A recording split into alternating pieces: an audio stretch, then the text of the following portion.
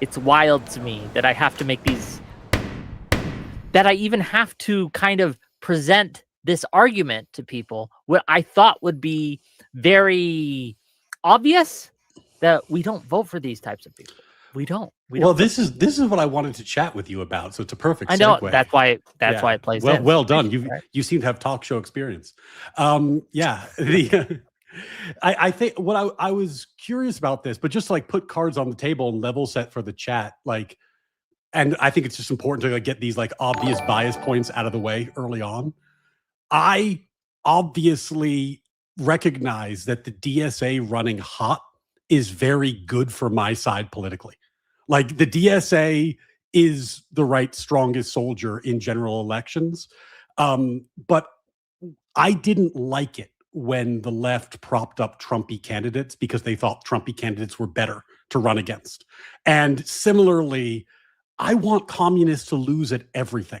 I want communists to lose. Like, when communists play Go Fish with their kids, I hope they lose. I hope their kids crush them at Go Fish. I want communists to lose at everything they do. So while it would be, I think, helpful for the right, for the DSA types to run strong in these generals, I don't want them to win. And I applaud you for picking this fight. Like, I think it's a great fight to pick. But I wanted it's a natural fight, right? It's a natural fight that I think, and we see this, James Carville, Bill Maher, other prominent liberals are all standing up and having this fight, because there was always, and this is, I think, where we're going to disagree, right? Because obviously we both agree that DSA is a menace, right? Sure. We agree. Where we disagree, one of the points we disagree on, is that liberals have no limiting principles that allow them to fight this, because we see this happening now. We see many prominent liberal influencers and even some progressive influencers stepping up, taking a stand against not only the DSA, but Hassan Piker and everyone associated with him, the Keith Edwards of the world and all those things. We are coming together, organizing, taking a stand, and fighting back against the illiberal, more socialist elements of our party and people who are trying to subvert our party. Well, it is happening. And God bless. I hope you win. I suspect maybe in the short term you might have some success. In the medium to long term, I think you're going to lose. But I hope you win. I applaud the effort. But the reason I reached out to you, and I do want to get into all the stuff you just said, but do you remember a year ago or so? It was basically last year. I was still doing the centrist thing. I hadn't pitched my tent on the right yet. My channel basically didn't exist. I was still doing basically couch surfing, more or less. I think I'd maybe posted a video or two. And I got incensed about this particular op-ed in the New York Times. You and I had a big spat about it on Twitter. Can you remind me which spat we had? We've had a couple. Yeah, we've had a couple, but this is why this interested me, because the point I made was, it appeared to me like the left was using Trump as an obfuscation, as a vehicle to avoid having to articulate what their views were, while they were coalescing around some truly terrible ideas that I thought were like absolute deal breakers, unsupportable, horrifying ideas. And the ones in particular in this op-ed were: abolish the Senate, end the Electoral College, pack the court, which are core DSA positions. I remember disagreeing with you on ending the Electoral College, and I still do. I don't think we should abolish it through extrajudicial means or extra constitutional means, but I think that the Electoral College is one check too many, and we have plenty of other checks in place that do keep away from the tyranny of the majority type of deal. Right? I think we have the Senate for that. I think we have the filibuster for that. I think we have the Supreme Court for that. I think we have other mechanisms in place. And there is such a thing as too many checks which imbalance these things. And I think at this point, the Electoral College is that. But this isn't a debate on Electoral College. And I want to. No, but we can just and I do, but I want right? to circle back to all the stuff you said. I think is worth circling back to. But the reason I Yeah. brought up that tweet as a starting point is it begs the question, why now? And I applaud you for picking the fight. I think it's a good fight to pick. So why now? Because if I don't, then there will be no liberal parties in America, right? The reason I'm picking this fight now is because we have finally come to a point where, and to be clear, I haven't just started picking this fight now. I've been fighting my whole career against the far left, communist, socialist type of agendas.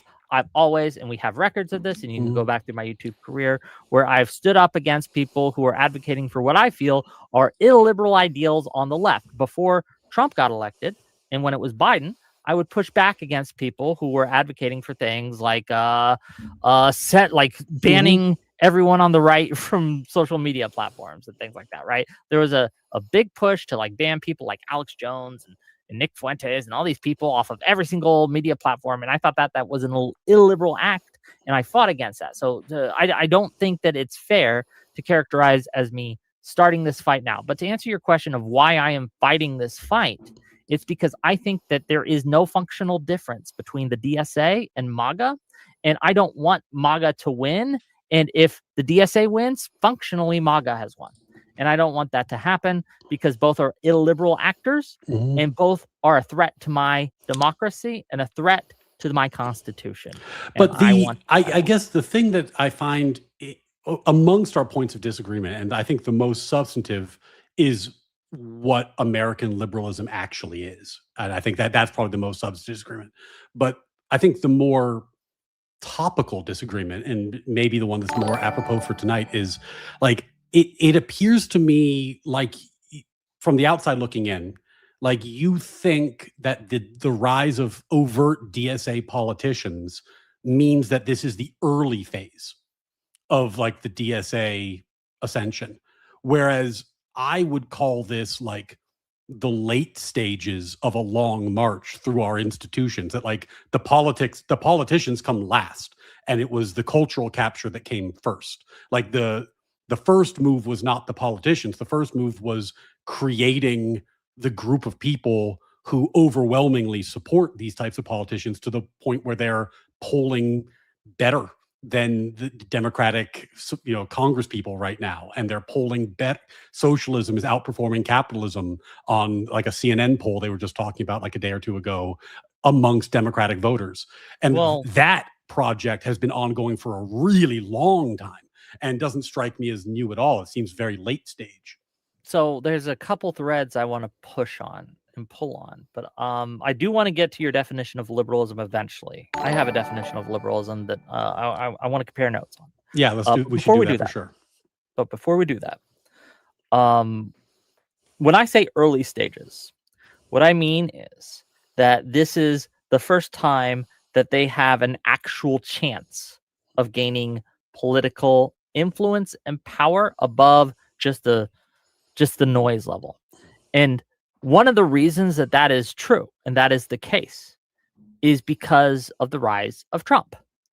Trump is, in my view, a large part responsible for the rise of the illiberal left, as I like to call them, because it's more than just the DSA, right? It's more than just the DSA specifically. There's a large group of illiberalism rising on the left and challenging the establishment, status quo, whatever you want to call it, that is being empowered by Trump. And not just directly as they are now, because I think you'd agree with me that Fox News and other Republican organizations are now promoting DSA candidates and bringing them on their show to showcase them. Of course. And the idea is it's going to show everyone how crazy they are, and it's going to help the right. And I think you see this. I said that in my opening. Yeah. Yeah. So like you agree with this, right? But I think that if Trump had lost in 2016, we wouldn't be seeing the rise of the DSA now. Yeah. If Trump had lost in 2024, we wouldn't be seeing the rise of the DSA now. Do you disagree? I think that it's just a misdiagnosis on almost every level, but the way that I look at the DSA, pick one level and let's start there, right?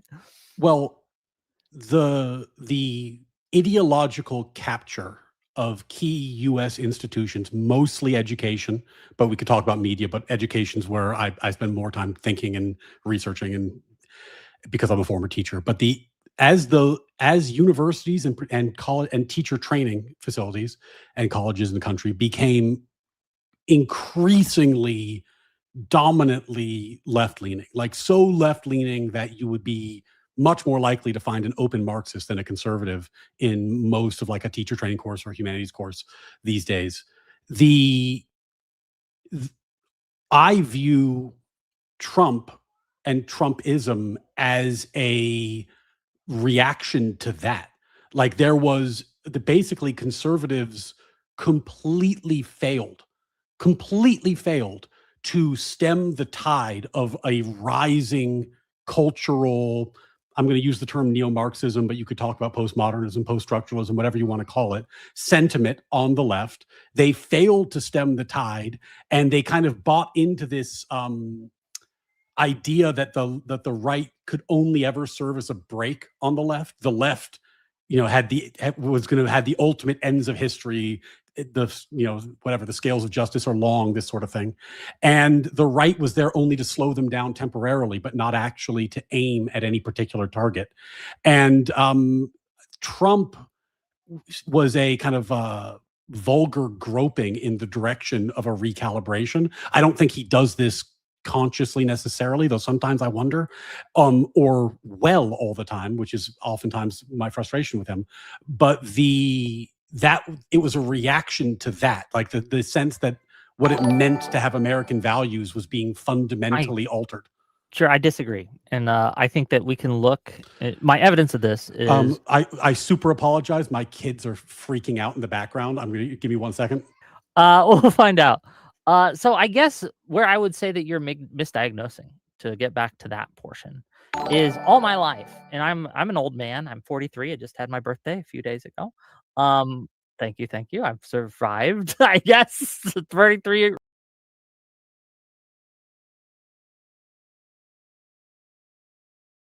Communists. This was a favorite weaponized language of people like, who is that talk show guy? What the fuck is his name?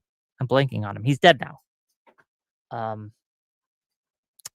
It's not Alex Jones. No, there's a real, he won the Presidential Medal of Freedom, right, under, I think, Bush or Trump. Who am I thinking of? Come on, chat. Chat, help me out. No, Rush Limbaugh. Yes, the guy that everyone was listening to in the 90s and things like that. And a bunch of people have always painted the Democrats as socialist. And I think you even wrote an article on this that I read, saying that the overuse of the term socialist and communist is like the boy crying wolf, right? If you cry wolf, cry socialist so many times, eventually, even though people come and check, oh, it's not actual socialism. Oh, it's not actual socialism. Oh, it's not actual socialism. Eventually, a socialist will come along. And when it's time to point out the socialist, no one's going to believe you. So when people point to the rise of socialism on the left, I think that most of that comes through, not all of it, but most of that can be laid at the feet of the people who made the term meaningless when they accused every single person of being a socialist. No, I think that's. Are you so? Hold on. What are you saying no to precisely? Are you saying no that most Republicans and most Republican influencers since the 90s have painted everyone from Clinton to Obama to every moderate as a socialist? I agree that the term has been overused historically, but what I'm talking about is, like, for example, Paulo Freire, who's a overt Marxist educational author who wrote books like The Pedagogy of the Oppressed, which, if you go on Google Scholar, has, I forgot the exact number, it's somewhere like 70 to 100,000 citations. He's not just the most cited scholar in all of educational theory for teacher training. He's one of the most cited scholars in all of the humanities, on the same level as people like Foucault, who, by the way, also postmodernist, but Freire is an overt Marxist, and was teaching the idea that education is a political act and that we should be teaching, in the Gramscian way, children to have critical consciousness and to awaken to the injustices of the world. So it's not like this is this isn't like a weird corner case theory. And I'm not talking about like what language political influencers were using. I'm saying that like there actually was ideological capture of key institutions along the way, which teach overtly Marxist things, but it didn't start with them. It started with the progressives in the 1900s who abandoned American morality, natural law theory, these kind of core American philosophies, and moved towards this idea, the teaching that, you know, society is what works, and that we have this kind of Darwinian evolutionary living model, which is kind of shades of the modern day moral anti-realism, moral subjectivism, and injected that into the way that we do education. And that opened the door down the road for people like Freire and others like him who've become very influential. And that this is, Sure. I'm not saying that I've- this is, I don't know whether Rush Limbaugh accurately diagnosed these things when he called people communists, but I do know that that happened, and that has had a profound influence on the way that Okay. people, particularly young people who get degrees and go into the So, world, think. And as that's someone- the issue. Sure, as someone who has been through the education system, not through as a teacher, but as a student, I can tell you that that did not happen in my instance, right? That I went to college in Florida. I went to, well, I shouldn't say specifics because people are weird. Yeah, okay? don't. But I've been through the education system. I was not primed with socialist theory or primed to be a communist in any way, shape, or form. The exact opposite, in fact. And I think that you're overstating your case. There are absolutely a more leftward tint to education in America. That's just true.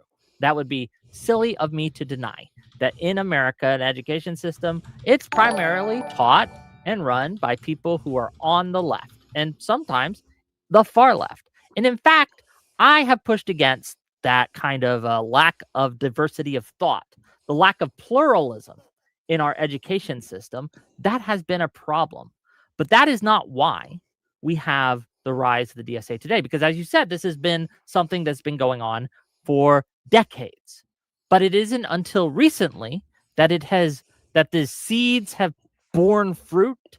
And that is because some of the basic checks and guardrails against that have been weakened for a variety of reasons. Two of those reasons are, one, the desecration of language done and helped and propped on and taken advantage of, right, by bad actors to pervert what socialism means, right? Today, kids today, that CNN poll you cited, a lot of people identify with socialism, but it's not socialism. It's just like a more kind of Nordic model of liberalism. It's not socialism, right? They have been, the word has been tainted. They hear socialism and they think Obama, but a little more left than Obama, right? That's what they think, right? That's why they identify with it. And this has been something that the right and the left have worked hand in hand to do, because people generally don't like socialism, or at least historically. So you had people like Rush Limbaugh, you had people like James Lindsay, not James Lindsay. What's his name? He recently died. There's a lot of recently. A lot of people who died that you want to talk about. Yeah, look, I'm forgetting names, but there's a lot of people on the right who have pushed this narrative that everyone on the left, all of us, were secret socialists, and Obama was a secret socialist, Clinton was a secret socialist, all these things, right? And the socialists have taken advantage of that, and they've used it to disguise themselves, to mask on and say, yeah, I'm a socialist like Obama was a socialist. It's not so bad, bro. I'm a socialist like Clinton is a socialist. Unfortunately, it's not so bad, bro. I think this is why you're gonna, is that wrong, what I just said? I think this is why you're going to lose this fight with them, because even if all of that is true, and I don't even think I disagree with most of that, the issue that I'm pointing out is that if you view the rise of socialism and the DSA and all these things as primarily a political vector, you're missing that they overtly and openly, like you read Gramsci, you read the people who cite Gramsci, talked about the need to capture culture before moving into politics. It's not a subtle thing. It's in the writings of the people these people cite and love. And then they did it. And then they did capture our educational No, institutions I disagree. in the humanities, in various. I mean, it's your personal experience, and we can get into mine, and we can talk about where we differ on that. But the fact that this has happened is verifiable. You can look at the scholarship, like read Paulo Freire. Like just read what he says. No, Like, I've read critical race Gramsci. theorists. I've read these Gramscian theorists and Mhm. things like that. I understand the argument. I understand that Yeah. the plan that they had. I am saying that they were failing in their plan. That they had while you could point to individual instances of them being successful, to act as if the culture had been captured by socialism is just, at least until the last maybe 5 or 10 years, incorrect. Wick, And the reason that they have gained what they have now, which I think that, well, maybe you would disagree. it's called a Maybe I'll long check. Just march let me ask because you it this takes a real quick. long time, man. Can I just ask real quick? Do you think that in our culture today, socialism is more popular than it was, I think, anytime since maybe the 30s? I don't know. Probably, I'm not sure. I would I make that argument I that think maybe the 50s, right? Maybe in the the last 30 years at least, right? the In my lifetime. by focusing only on the politics, what you're going to miss is Now I'm talking about the culture. how the seedbed was created. And certainly, I just need you to respond to what I said, though, not to talk about the politics. I was talking about the culture. We're not well, talking about it politics sounded like yet. you were talking about the politics. No, I'm talking You about the you culture. I'm talking about in the culture, Mhm. being socialist today is more popular, and we can look at the Oh, CNN sorry, polling. I did respond. I said, "I don't know, probably," but I don't know, probably. I don't know. I've not looked at polling across time. Okay. I assume Okay. you're right. I don't know. In the last 30 years, at least, like Yeah. it might be in the like 50s or something that it Yeah. was more popular than now. I don't know, but at least now, today, in the last 30 years, it is on the rise. And I guess where we differ is I don't think that that's largely in part of this grand plan by socialists that have been going for 100 years, right? Even though I acknowledge that that exists to Well, some degree. the thing I is, when the bugbear was critical theory specifically, right? It was a conspiracy theory, and then it was a, you know, right, racist, fascist, whatever the ism of the day was. And then it just turned out that people looked at, they're like, oh, there actually is a lot of critical theory being taught in educational institutions. And oh, it turns out that, yes, this is actually a thing that's happening. And then you had people like Jonathan Haidt, who documented how various educational institutions like Yale changed their mission statement to incorporate social justice elements rather than only truth-seeking elements, because they recognized that the mission of their establishment had changed on the basis of these ideas. You can go back and you can trace how area studies started promulgating in these institutions. And so just to be clear, a group coming in and enforcing change upon a university to how they teach is bad, correct? no, my point is, and I see what you're doing, Wick, but the point I'm making is, by fixating on Trump, you are going to lose this fight because you don't understand it. And what I'm trying to point out to you is that the actual fight with people who believe these things, and by the way, this is why I'm pitching my tent on the right, not the left, is because I tried to have this conversation and similar conversations with people on the left, and it was always dead ended in present day politics. Like, you want to make the conversation about how much you dislike Trump. I believe you. I don't need to be convinced you dislike Trump. What I'm trying to say is, if the left really is going to throw off this parasite, you need to fight it where it lives. And where it lives is in our educational institutions primarily. That's the host. That's where it lives. If we did something about that, it would do wonders to fix the whole thing. But the fight is only done politically. And I think you're going to lose that fight in the long run because, and this is not you necessarily, though we can talk about it, but when I hear people talk about the DSA on CNN, but also in our corner of the internet, their objections are mostly practical. I don't think the electorate's going to go for it. I think it's too extreme. I don't think it's going to get votes. It's going to hurt us with the normies. They don't actually have principled objections to these things because their principles were informed by the very cultural takeover that I'm flagging. So unless this is addressed, long term, you're going to lose. That's the thing I'm trying to get through and try to flag for you. I think that you're correct in that we have to fight this on multiple fronts. And if you look at my content, if you think that my content primarily today is Trump bad content, it's not, because I am fighting something that no one else is doing unnecessary. Right now. The reason I'm talking to you is because you're the only person on the left I know who's having this conversation. Let me continue. But you don't need to convince me. But we have audiences watching. I may not need to convince you, but I'm talking to my audience, and I'm talking to your audience, and I'm talking to other audiences who might view this, right?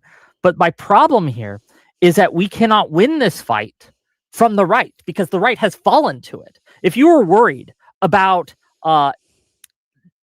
private industry being nationalized by the government, then you should be worried when Trump nationalizes private industries for the government, which he did, right? If you were worried about central power authority coming in to dictate what universities can and cannot teach, then Trump already is doing that, right? If you were worried about the consolidation of power from a federalized system into a central authority, then Trump is doing that today. You cannot win this fight from the right because the right has lost this fight because they don't have the actual principles in place, or they abandoned them to actually fight socialism. You have lost your fight to authoritarianism specifically, right? You were weak to this. And I think that what I can learn from you is maybe some different ways to fight this on the education front. You are an educator.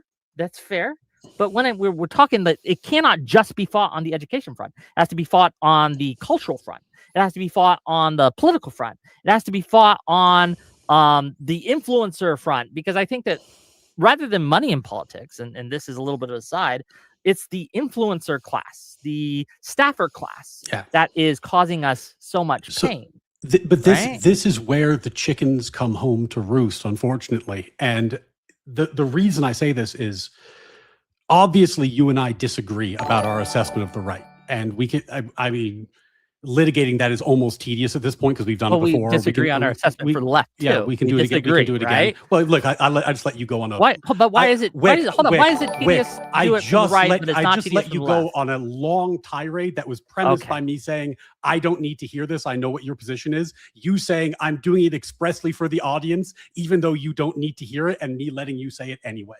So if we're gonna, it'd be nice if you didn't interrupt me 2 seconds in after I generously let you just lecture the audience in the spirit of a conversation that we frankly know I don't need to hear because I already told you I knew what you were going to say. So sorry, man. We disagree on our assessment of the right, and we can disagree about our assessment of the left. That's fine. The problem here is that we're heading into a post-Trump world very soon. Even stalwarts like Destiny are recognizing that the current Trump world paradigm is not adequate for whatever comes next. And it's just not going to be adequate for whatever comes next. So in that spirit, what I was hoping to have the conversation with you about was what can be done to fight this particular evil, because it is an evil. And the reason that I get frustrated about the speech is that the chickens came home to roost. All the time that people were calling Trump a Nazi or a fascist, the moral loading got extreme enough that now that you have the DSA rising, they are being treated like, oh, the DSA is a problem and MAGA is a problem. So we have two equivalent problems. That's not true. The equivalent to Marxism is Nazism. And the MAGA are not Nazis. They might be things you disagree with, but they're not Nazis. What you have on the left is the equivalent of that. It is the rise of the particular pernicious form of left-wing ideology that we know to be evil and lethal if it is allowed to run its course. It is the equivalent of Nazism, not whatever MAGA is, and that's the problem. Okay. So first of all, I disagree with you that the right and MAGA are Nazis. I don't think they are. I don't think most of them are. Stephen Miller maybe, okay, but most of them are not. And that is a misdiagnosis. Socialism is not the opposite of Nazism. I would say, or the opposite side of the same coin thing, right? I would argue, in my enemy, and this is why MAGA and the DSA are both my enemy, is authoritarianism, right? Whatever flavor that might rear its head in. And I worry that the same reason I fight so much on Live and Learn and with other liberal creators and leftist creators who my frustration with them is that they do not recognize the existential danger of what they are facing. And I will agree with you. It's an existential threat. Would we agree there at least? Socialism and the rise of socialism on the left is existentially threatening to America and American values. Yeah. To our liberal democracy. Yes. Liberal democracy everywhere, not just in America, right? But everywhere. I think that you are making a similar mistake as they are, and you do not recognize the existential threat that is posed by MAGA authoritarianism that has actually won over on the right. You're right that Trump himself is on the way out, right? And you are right to see MAGA is failing in the polls. It's failing in government. Mm-hmm. It's failing in its ability to win over voters. Is why the strategy right now of the Republicans and MAGA are not to fight against, right, or not to prop up their own wins, but to point out Democrats bad, right? Leftists bad. It's not going to work, unfortunately for them, fortunately for us, but because we live in such a D+8 environment right now. We live in such an environment that is so preferential to the Democrats right now. That's why the DSA has a chance. In another environment, like in a D+2, D+1, they wouldn't have any chance at all. So this is the time. This. They see this as their chance, and they even say this. I've heard Mike from PA say this, like it's now or not at all. This is their time. And I need to get across to those people on the left that that's an existential threat. But I wish you would recognize that Trump is also an existential threat. And I know you don't like it. You find it tedious, I think I don't think it's tedious. I think at this point, we're not going to be able to avoid a tangent that's probably going to take up the rest of the conversation. But okay. I think what we're going to have to do is talk about what we think American liberalism actually is at this point. Because I think I agree with you that people need to be wary of threats to American liberalism, but I disagree with you about like what American liberalism actually is, and that's probably the main source of our disagreement. If I had to guess, so maybe I don't know what the right way to lead into this conversation is, but like, I can just give you my definition. Okay, sure. Give me your definition. I might ask you some follow-up questions though, because. Sure. It's a pretty succinct. Liberalism is a political philosophy that protects individual liberty through equal rights, rule of law, democratic government, pluralism, and limits on state power. I think that's a good, succinct definition. It's not all-encompassing. We could probably get into more detail on each little bit, right? But I think that's a good starting spot. I mean, I'm going to do the 4-year-old question now. Why? Like why is any of that? Why does any of that matter? Well, why does it matter? Yeah, because why are those values good values? Sure, these values protect our ability to have free agency the ability to make choices and have those choices matter, and to seek our own, what did they say? In the pursuit of happiness, Sure. right? Yeah. That is why it matters that these, frankly, fundamental and core liberal values, right, protect us from oppression by bad actors. They protect us from oppression by the tyranny of the majority, Mhm. right? And they protect us from tyrants and dictators. Those are the three things. Okay. And I think that, obviously I'm a big fan of the Declaration.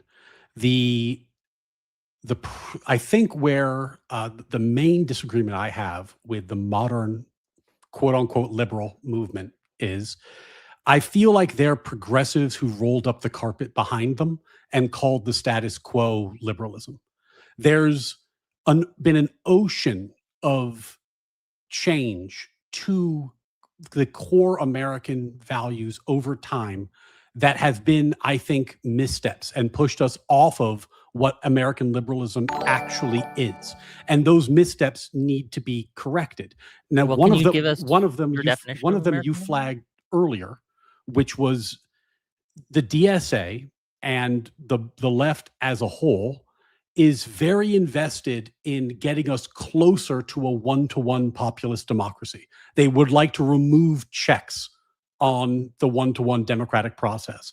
Our founders were deeply suspicious. In fact, the entire structure of the federal government was designed to prevent one-to-one populist democracy. And what we're seeing from the left is a continuous push to get closer to one-to-one populist democracy. That doesn't strike me as compatible with American liberalism. That actually strikes me as a threat to American liberalism, though it might make you feel like you're more free in some I don't sense. disagree. I don't disagree with But- what you're but saying. you that just the talked about you DSA is wanted a to- threat to American liberalism. but I you- want to but- know what you think American hold liberalism on, is. but you just said earlier in this conversation that you wanted to get rid of the Electoral College, which is one of those checks. Yes, because I think that while we could prevent all crime by arresting everyone, that's possible, right? But that would infringe on certain freedoms and democracy and other things.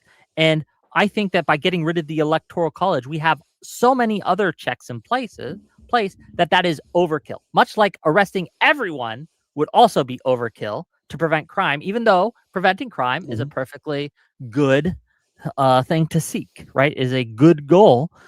There are steps you could take that are oversteps.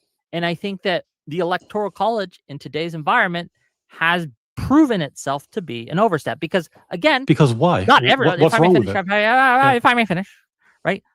Not every single thing in the original Constitution was good. They allowed slavery, for example. That was very anti-liberal. It was antithetical to the idea of American values, but it was a compromise they made at the time because of a variety of reasons, right? I think that getting rid of that was good overall to get us closer to liberalism, which is a balancing act in a lot of ways between competing rights that are in tension. And I think that by getting rid of the Electoral College, we get us closer to what I feel is a liberal society. Why? Right? Why is it? That's what I don't get. Like, why is it closer? Well, because there currently are too many checks in place on the will of the majority. It's good to have some. That's why I like the Senate, for example. The Senate itself is a check on democracy run amok, right? Democracy at scale, as you say. So we already weakened that check. Two representatives. We give each state two representatives to represent the will of a community and things like that. Even if the community is small, right? Such as, like, I don't know, Nebraska versus a larger community such as California, right? I think that those are good checks. The Supreme Court's another check, right? We have the Supreme Court, which can knock down legislation that violates individual rights just because the will of the majority said that individual right they didn't want anymore. The Supreme Court's there, and as just a matter of law, to say this goes against the Constitution, and we're going to strike it down. And I think that's another check. I think what the Electoral College does is it provides it imbalances things too much on the other side. But I'm not going to, to be clear, I'm not going to die on that hill. It's not something that's like an article of faith for me. If you can convince me that the Electoral College actually still serves its purpose today, fair enough. Whatever, right? Not a big deal. So I think where we're going to the reason that we're going to have some of these fundamental disagreements is I look at our system, and it is supposed to have a lot of checks on populist democracy. But a lot of the checks that we initially had don't exist anymore. One of them was that the franchise was limited. I don't think that the way it was limited was correct, but like it was limited. Another was that the Senate was appointed by the states, not voted on by the people. Now, another one that we flagged is that the states have a role in electing the president, but that's another one that we're going to get rid of. And another one was the idea that the Supreme Court would be interpreting an enduring document I do still want your definition. And we can get to that. Yeah, but then before we forget, I'm trying to respond to your point. But okay. But then that got corrupted by the idea of living constitutionalism, where the court could invent rights that were not in the Constitution in the first place. So what I'm pointing out is that you want to get rid of one more check against populist democracy. The DSA wants to get rid of like 3 or 4. I want to restore more of those checks, and that's probably the fundamental difference in our worldview, and why I was asking why you think getting rid of the Electoral College would be a good thing. Because to me, I look at our system and I go, oh shit, we've eroded too many of the checks. We have too much faction capture. We have too much populist democracy. We actually need to restore the checks, not get rid of them.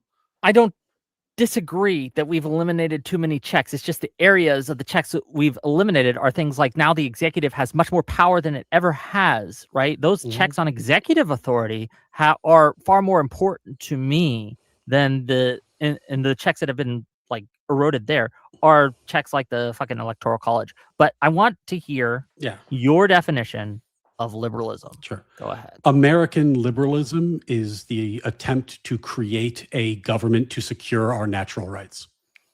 Okay. When you say American liberalism, how does it differentiate from liberalism generally? Because when I talk to people like Helen Pluckrose, who are like more like European classic liberals, they ground their liberalism in like I'd say fail to ground, but they attempt to ground their liberalism in kind of just like secular preference. And American liberalism was grounded specifically in our relationship with our creator and in like an overtly objective moral framework, and not grounded in the same way, which makes it philosophically different, even though it often has the same outcome if you apply it to a situation. Okay, what would you define? Because that just begs the question: what is natural rights under your definition? If American liberalism, and I'm going to repeat your definition, make sure I heard it correctly. I might not have. Right? Chat distracts me with those $50 super chats. I see you, and I'm going to get to them. Don't worry, we're going to read those super chats soon. Money is important. I'm a capitalist. Okay, if you haven't noticed. But when you say that American liberalism is the attempt to create a form of governance that protects our natural rights. Is that correct? Did I repeat it correctly? Yeah, I'm just quoting the Declaration of Independence. To secure these rights, governments are instituted amongst men. Sure. What are natural rights in what's your definition of a natural right? Natural rights are objective moral obligations, duties, and corresponding rights that are inherent in humans and precede government. So they're not things that the government gives you. They are things that are inherent to your nature. I don't know how this is liberalism. Can you explain that? Well, it's the reason why you would care about liberalism. Like, why is free speech better than not free speech? Because we have a right to liberty, and that's inherent to human nature, and liberty is better than tyranny. Like, why do we want people to be able to have freedom of religion so that they can choose based on their conscience what's right and good and noble and true? Because that's inherent to our nature to be able to make these choices. Why should property rights be protected? Because it is inherent in human nature to try to make your life better, to try to make the life of your children's better, and that that entails acquiring and improving property. That's part of what it means to be a human. This is like it's a view of human nature and what it means to be a human and to have a good and noble society that is, in this case, grounded overtly in God, which is like a uniquely American spin on like the Lockean framework that we inherited. The Europeans didn't add that piece to it, but we did. So, what, in your opinion, makes protecting those rights, like what with my definition of liberalism, what is in conflict here? I feel that my definition of from the rights that you have laid out, the reasons that you've laid out, my definition of liberalism, which I feel is kind of the classic definition of liberalism, it's one that's kind of universal.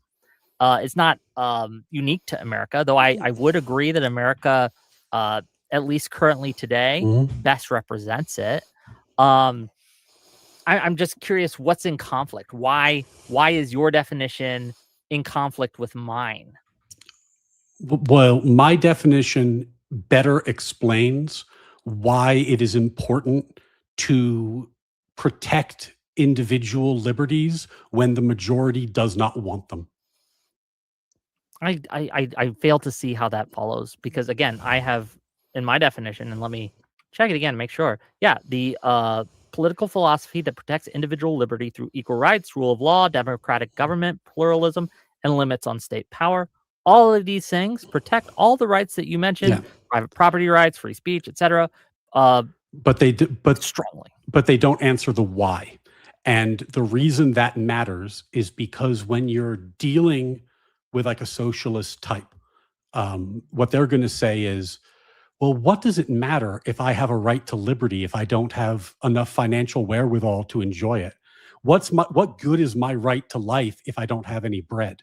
The liberals, the liberals have answered this, and that's why socialists usually hate liberals, right? They will side with fascists over liberals in most cases, right? The liberals have answers for these things. But by your own admission in this conversation and in others, you would like to remove the check, at least slower than they would, but some more of the checks on populist democracy, which would eventually lead to the erosion of those very rights. Like if you get rid of the Electoral College, that is one more move towards the faction capture and tyranny of the majority that our founders vehemently decried. So sure, and if you let people run free from their prison cells, crime will increase. Yes, perhaps, but it will get us to a more liberal place that does protect freedoms overall. Because again, part of liberalism is protecting the right of the individual to dictate how they are governed, to have a say in that. And I think that by getting, if I may finish,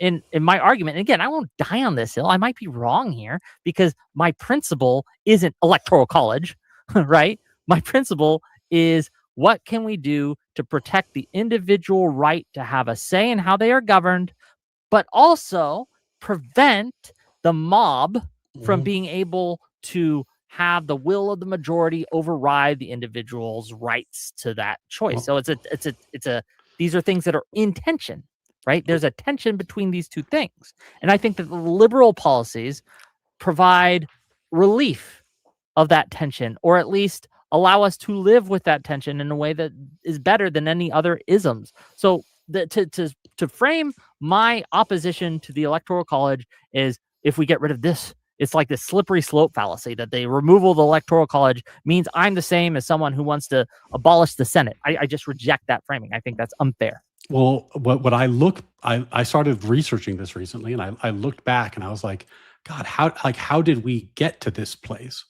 And, in the early progressive era, like the Woodrow Wilson era, there was a move to say that the limitations on the kind of Jeffersonian government were, he called them Newtonian, but the government needs to be Darwinian and evolving. And we can't be constrained by a constitution or like a set of values that's outdated. So we need to institute the income tax, but only for the very wealthy and only temporarily, surely. We need to change the 17th Amendment. We need to, totally change the structure of our government in the same arc that you're describing. which weakened all the checks that I've been concerned about and raising, and we has got led to the place where you have the ultimate risk of faction capture, which is that when you have one person who can vote to get a raise from somebody else's pocket, you dramatically change the nature of what democracy is about and what the stakes are. Now that plays forward, and we just see continuous removals of these checks over time, and always it's the left pushing, and always it's the right ceding ground and halting them only temporarily, but never regaining any ground. And unless you think the arc of history is in the direction that the leftists are trying to take it, then there needs to be a stopping point. There needs to be a limiting principle. There needs to be an enough is enough point. And what the problem I have is that I don't think that there are articulable limiting principles that will bear the weight that they need to bear, because ultimately someone's going to say, well, God, Wick, like, yeah, I get that freedom of speech is great and all, but like, isn't hate speech harmful?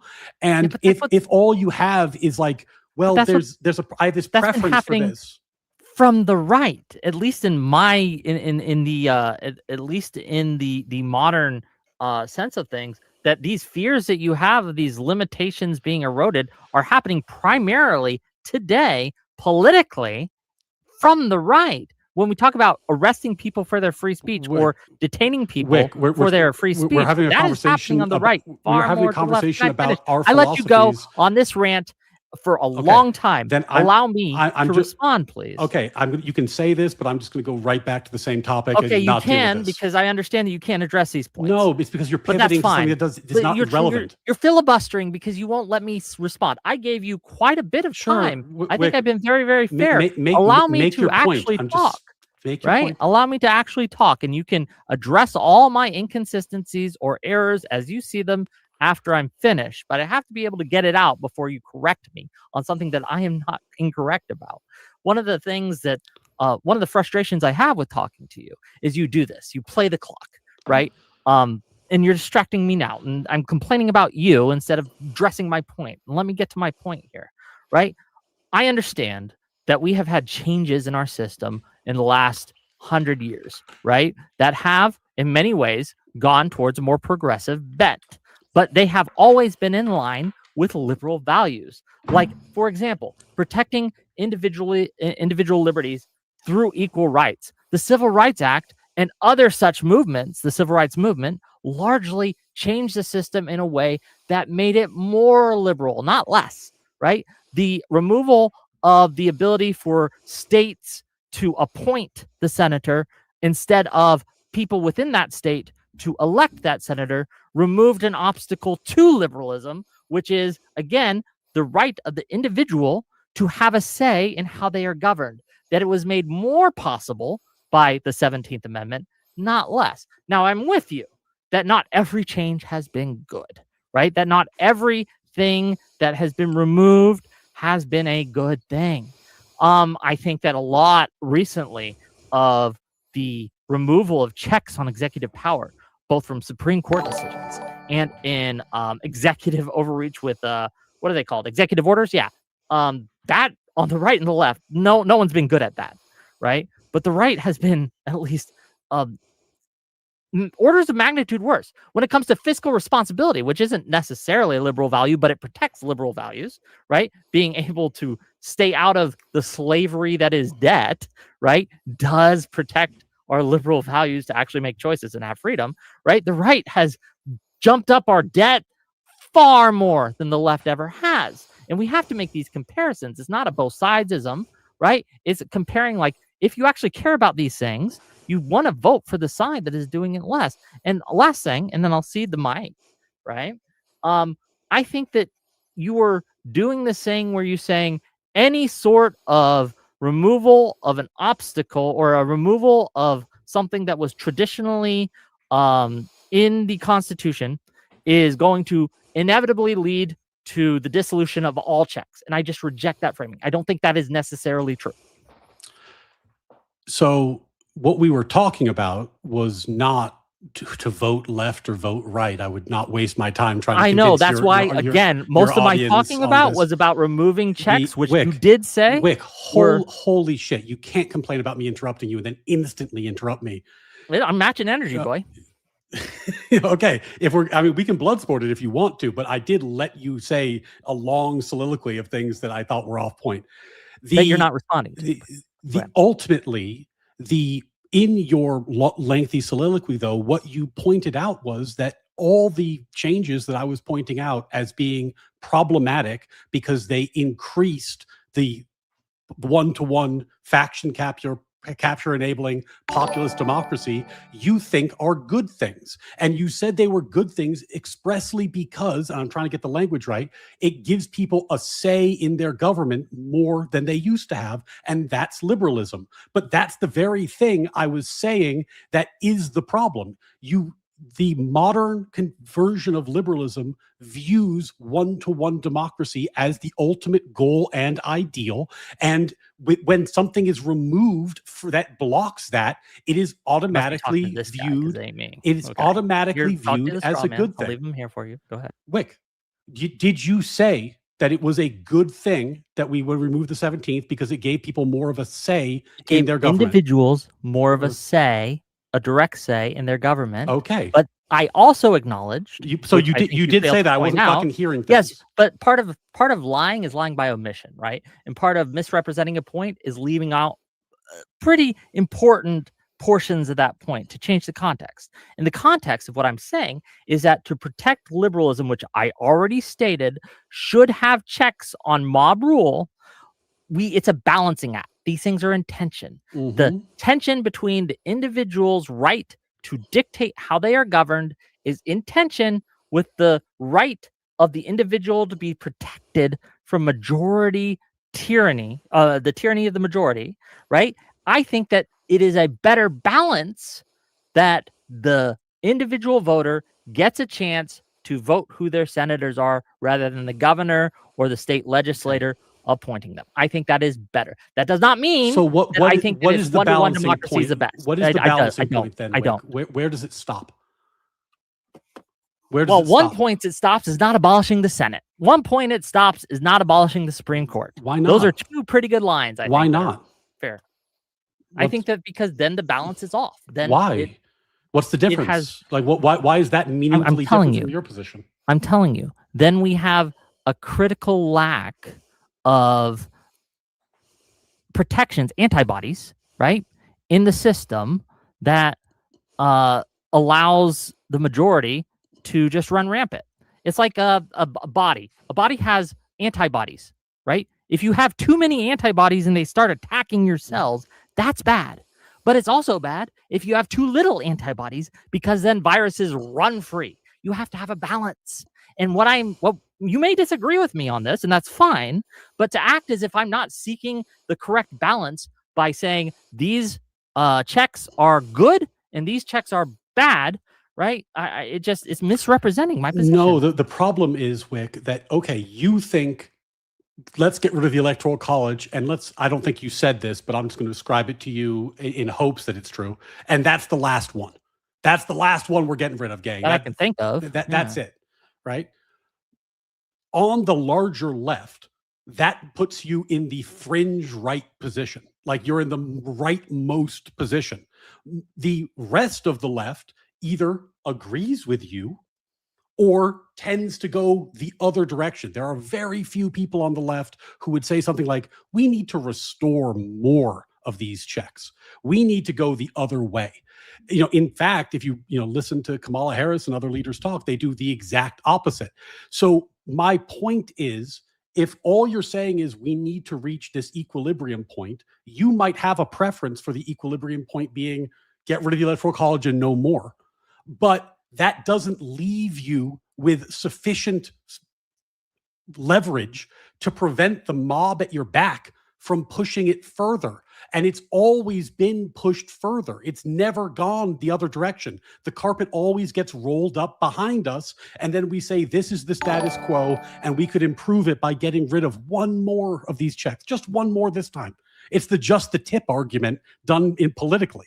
And that's the concern, that it's this endless just one more thing, and then but it's never the last thing. So I don't think that you're identical with the DSA. I certainly don't think you're the same politics as them.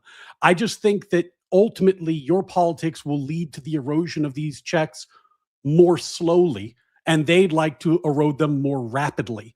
And that seems to be the most substantive difference.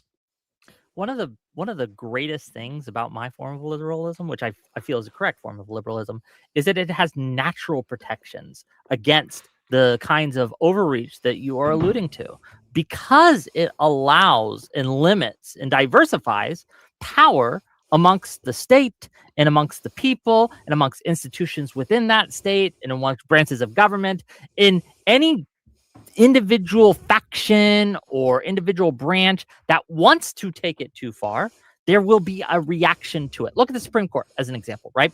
The Supreme Court has been rolling back a lot of what the right would consider very illiberal, very unconstitutional things. Roe v. Wade, for example, got rolled back very recently. So to act as if this never only goes one way and never the other is just not true, right? Well, we were talking about populist democracy. Hold on. We took something that was a centralized power in the Roe v. Wade thing, and then we federalized it, which is much more liberal, right, than the centralizing of authority here, right? I think that, look, at the end of the day, I don't believe you when you say that most of the left wants to abolish the Senate, or most of the left wants to even end the Electoral College. I think I might be in the minority even there, right?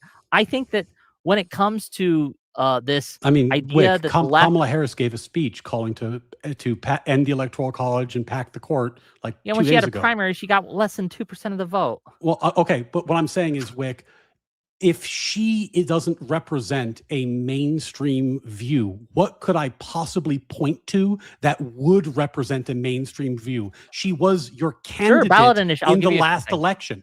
I'll give you some things you can point to. This is it's very frustrating when it's like, oh, it couldn't possibly be a thing.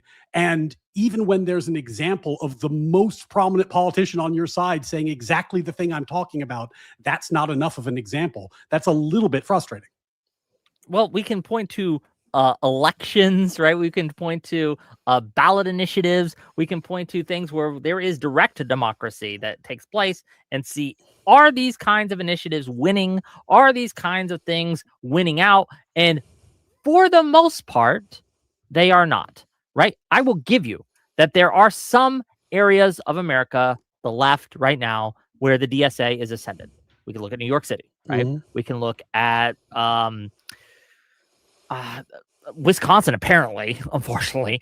We can look at some other areas, and I would grant you that those people want bad things. That's why I oppose them, to be clear. That's why I'm against them, is because they want this kind of authoritarian, illiberal kind of rejection of checks on mob rule, et cetera, et cetera, et cetera.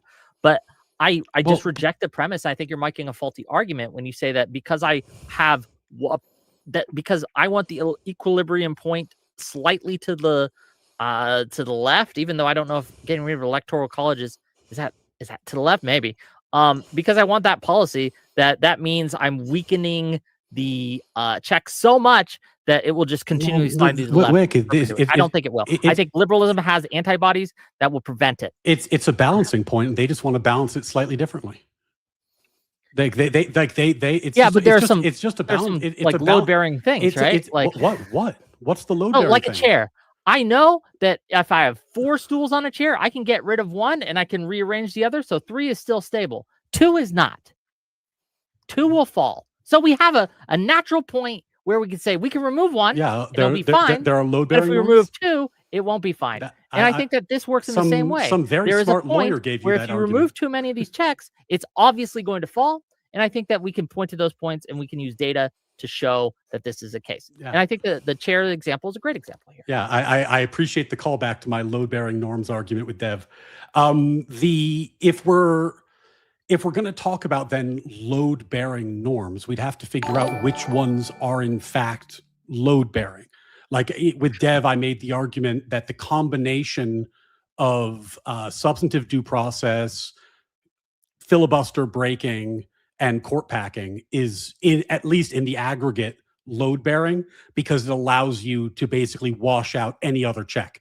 That check would let you destroy all. You know other my checks. position on court packing? Yeah, I do know your position on court packing. Okay. So I tend to agree with your then, well, argument. but I'm trying to flesh it out. Like, what are the other load bearing norms that we can point to, so that when the Democratic Party, inevitably, in my opinion, but I would love to be wrong about this. I hope you are right and I am wrong. But can we map these out so when the Democratic Party, in my view, inevitably targets these load-bearing norms, we can identify that it's fucking happening? Yeah, sure. I think that's a fair project. I couldn't give you all the ones, every single one right now, but I could give you a good set of principles in order to use to guide you to find. Can I finish? Court packing, load bearing.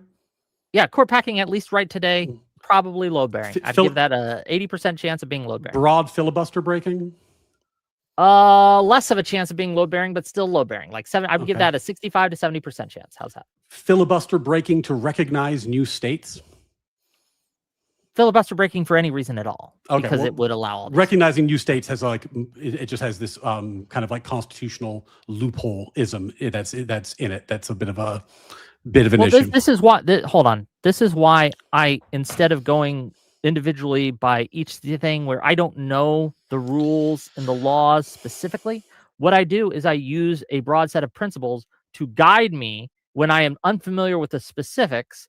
And as I learn the specifics, I can apply my principles to them. Sometimes I try to be correct in this, but I'm not a perfect man, right? Sometimes I apply them incorrectly, but I look at these broad, specific sets of principles, and I use those to guide me in my decision-making process when the decision when the decision is unclear, when the choice isn't readily, obviously clear to me which way is the way to go. And I bet you're going to guess what those sets of principles are. Yeah. I bet you can guess. I bet I could. So, but I just want to make sure I don't lose the thread. Yeah. We're going to be faced almost, I wouldn't say certainly, but almost certainly, I'd call it 80% odds that with a left-leaning candidate who's going to be in favor of court packing and a right-leaning candidate who isn't. That's probably what 2028 looks like. I would say, and I'm not super, I give this 50-50 odds, so I'm not super confident. I say that, unfortunately, in the populist movement that we are in the country, that both sides will advocate for a form of court packing. It might look different, but they'll advocate for something like that. And the evidence I have for this is that when you talk about the filibuster, for example, Trump advocates for getting rid of the filibuster. Yeah, but there's people on the right who advocate for getting rid of the filibuster. There are people there's obviously people on both sides. But what I'm saying, the reason they do that, but the reason that they're doing that is because populism is ascendant in America, right? And populist ideals, which getting rid of the filibuster, which packing the Supreme Court, they are not left, not right. I would consider them populist, right? These are, can I just real quick? I'll be real quick. These are populist, and I would bet, well, no, because it's 50-50, so I wouldn't bet on that, low odds. But there is a large chance that the right also has a populist messaging when it comes to the courts. Yeah. I think we're likely going to get a situation where there's somebody on the right who's uninterested in court packing, and you can talk about whatever the reasons why, but that's just going to be the case. And there's going to be somebody on the left who is openly advocating for it or has openly advocated for it. And I suspect it's not going to make a great deal of difference to a majority of Democratic voters. Maybe I'm wrong, and I would be delighted to be wrong about this. It would honestly it would fill me, it would be the anti-black pill. It would fill me with hope for the country if I was wrong about this. So I hope I am. But I suspect that that's going to be the case, because I don't think that the balancing act that you've described actually provides people with like an ideological backbone about things like this. I think that what people are going to do is that they're going to end up saying, yeah, that would be good for us policy-wise. I don't know if you believe this. Do you believe that most voters have an ideological backbone of any kind? I think they should, but they probably no. don't. I agree with you that they should. go, what do you think about Israel? And it just turned into this like death spiral of a bloodbath after that. There was a time in Twitch poll where it was a joke. It was a running joke that you couldn't have any debate except for it became a trans debate. Trans issues would be brought up no matter what the topic was. Doesn't matter, right? Court packing? No, we're going to talk about trans issues. You want to talk about I don't know, like fucking foreign policy? Nope, we're going to talk about trans issues. That has been replaced with Israel stuff. It's always Israel been Palestine is the trans debate of Twitch poll now. It doesn't matter what debate you're having. Yeah. Israel and Palestine is coming up. Yeah, right? You're going to be debating that. I laughed my ass off because I was trying to explain to him, like I was getting into the natural rights thing, and I was like, I view natural rights as the flowering of the Judeo-Christian tradition, and he's like, Christian, like let's remove the word Judeo, and I was like, oh, that's a warning sign. But anyway, that's I digress. Because it's like, okay, you couldn't even let me use the term. Yeah, I don't know. I think that the reason I brought that up is that, to go back to our conversation, is that fundamentally I do believe that America's a creedal or propositional nation. And when you believe that, then you're locked into a particular philosophy. It's not a random philosophy, it's that philosophy. If you're a creedal or philosophic nation and then you abandon the philosophy, you don't really have much left. That's kind of the thing, right, at that point. And my concern is that I agree with you. I don't think people are ideologically armored in this uniquely American way sufficiently, but that was, again, part of the progressive project. It was expressly if you look at the writings of John Dewey and Woodrow Wilson, their goal was to teach differently and to avoid this type of anachronistic, Newtonian thinking. Anarchistic was not part of the founding thing. Anachronistic. They overtly and expressly were attempting to move beyond this worldview. And I don't know that as Americans we get to. I don't think we get to do that and still be America on the other side of it. I think that let me say it this way, because you're going to yell at me, because the example that comes to mind is Reagan and his famous speech, City on the Hill, and how that was part of the American creed. And I believe it was this idea that anyone could come from anywhere and become American, right? That was what it meant to be an American. Is we got people from all over Europe, from all other countries that could come into America's shore and become American. And we all haven't been perfect on that. We had slavery, for example, right? That's a big, easy one, right? Like we've never lived up to our ideals perfectly, but we had these ideals that we would shoot for. And nowadays, people call Reagan a commie, right? Because of his speeches on these things. And heritage Americanism has become a fungus, a mold on the right that is dangerous in the way that I think that the DSA is a danger to the left, right? It is fundamentally eroding the building blocks of what it means to be American. But that's coming from people on the right, right? It's coming from people, the heritage American people specifically, who say you can't be American unless you've been here for X amount of years. It's insane. Yeah, but I mean, it's funny because I mean, maybe you just don't remember the conversation. It was a bad one because I had a bad mic back then. But the reason that you and I were talking to PF Young was that we were arguing that it was in fact useful to police what James Lindsay had coined the woke right, and I was on your side in the conversation. Yep. So it seems unlikely that you're going to get pushback from me about the heritage Americans type. Sure, but that's just an example of where I think that, like, I understand that you pay it lip service, much like Josiah. Josiah will pay lip service to the threat that the DSA represents. But if I look at all his videos, there's none that I can see where he's calling that out. It's Trump bad, like 100 billion videos.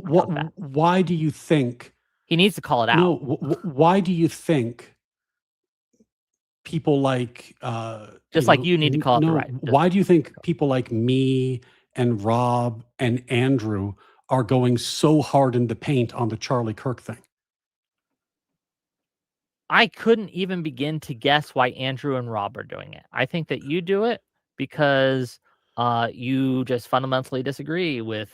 Like, I view you as a more honest actor than Wilson. Well, I think that they are the conspiracy theorists are just wrong and crazy, and that's important. B, like the man died, as you recall, like we were on stream together when it happened, and it was like I think it's an event that stands out in a lot of people's minds for obvious reasons. But C, that is the current fulcrum of one of the fights on the right.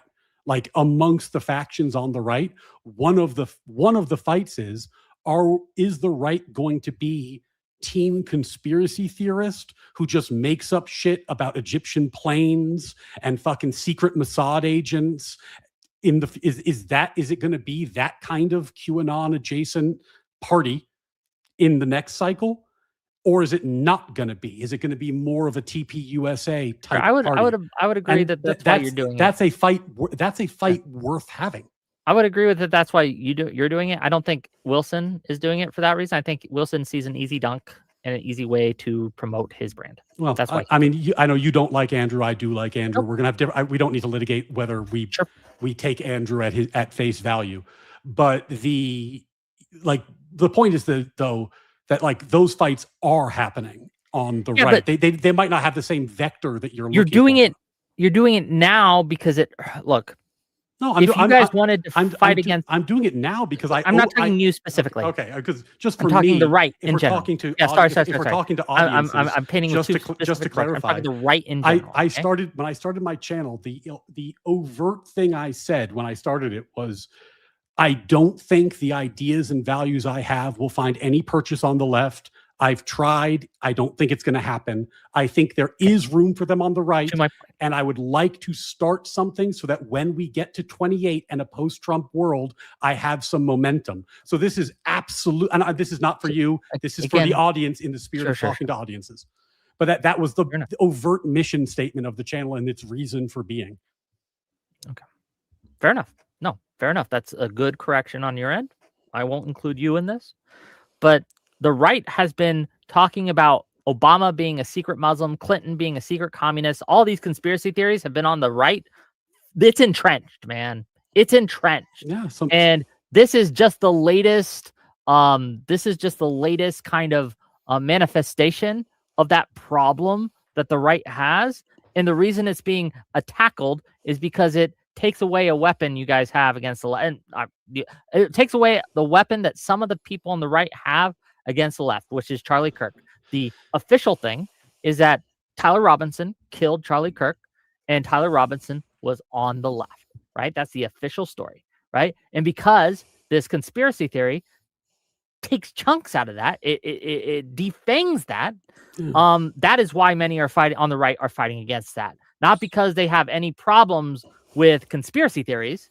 I would argue that many of them don't, because they play with conspiracy theories and have for decades.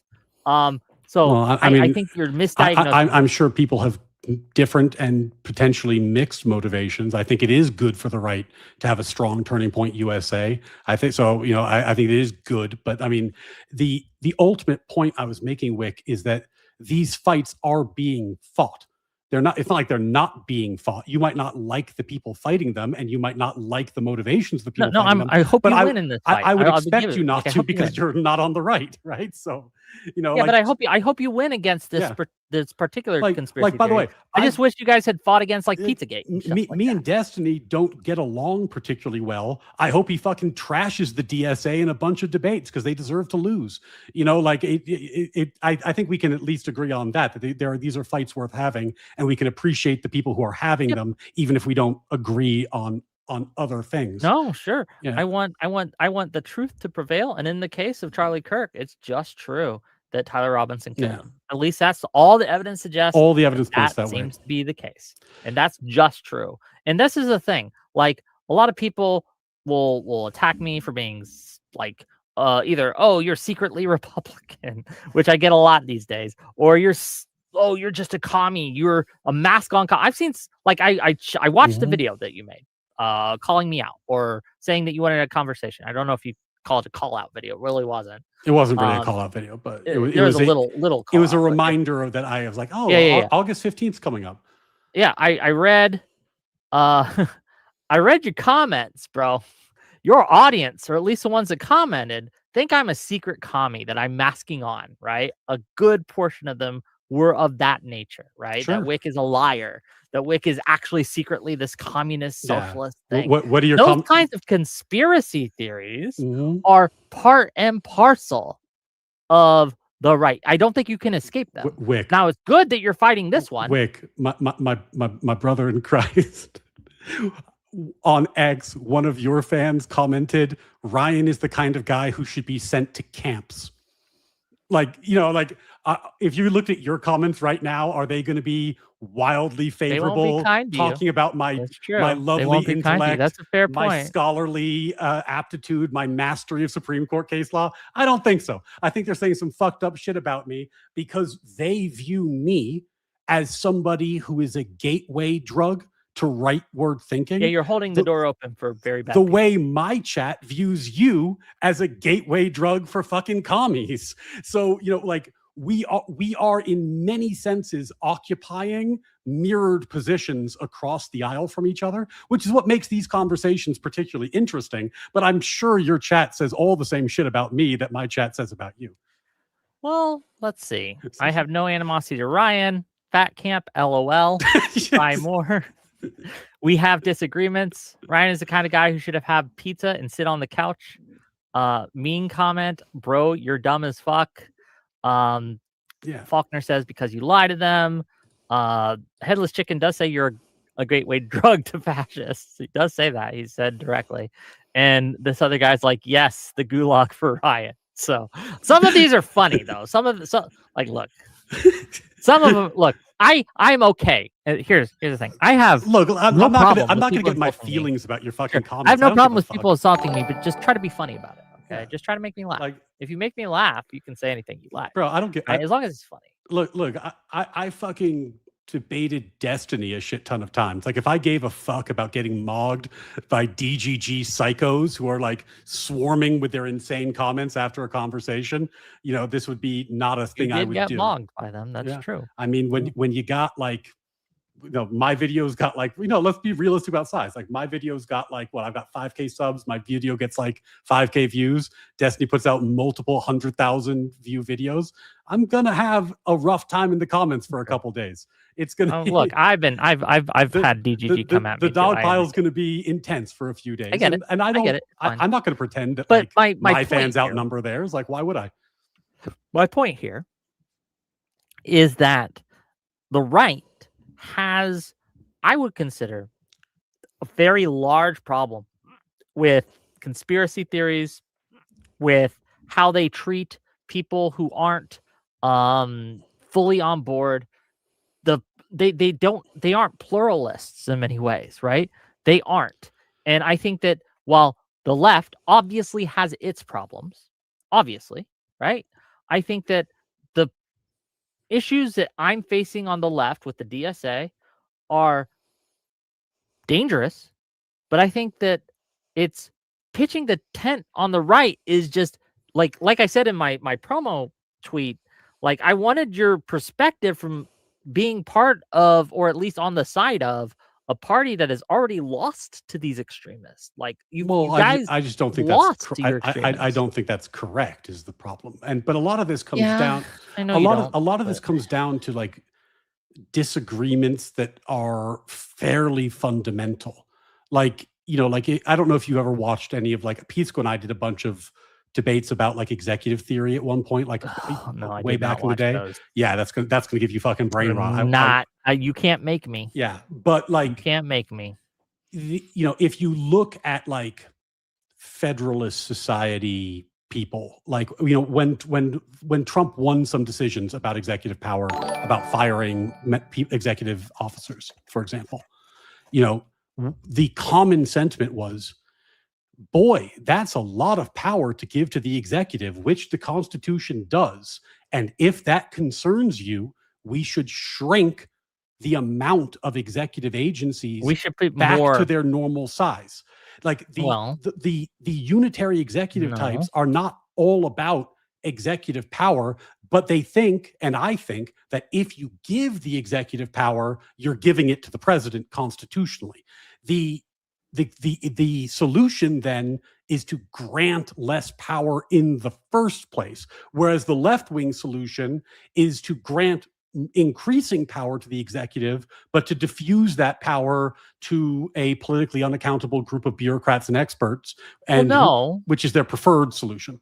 Hold on. That's part of like that is a liberal value, the separation of powers. That power in the state's hands should be divided, constrained, and accountable. Separation between which By branches? dividing the power between the executive and these institutions, it lessens the chance that an authoritarian will be able to abuse that power.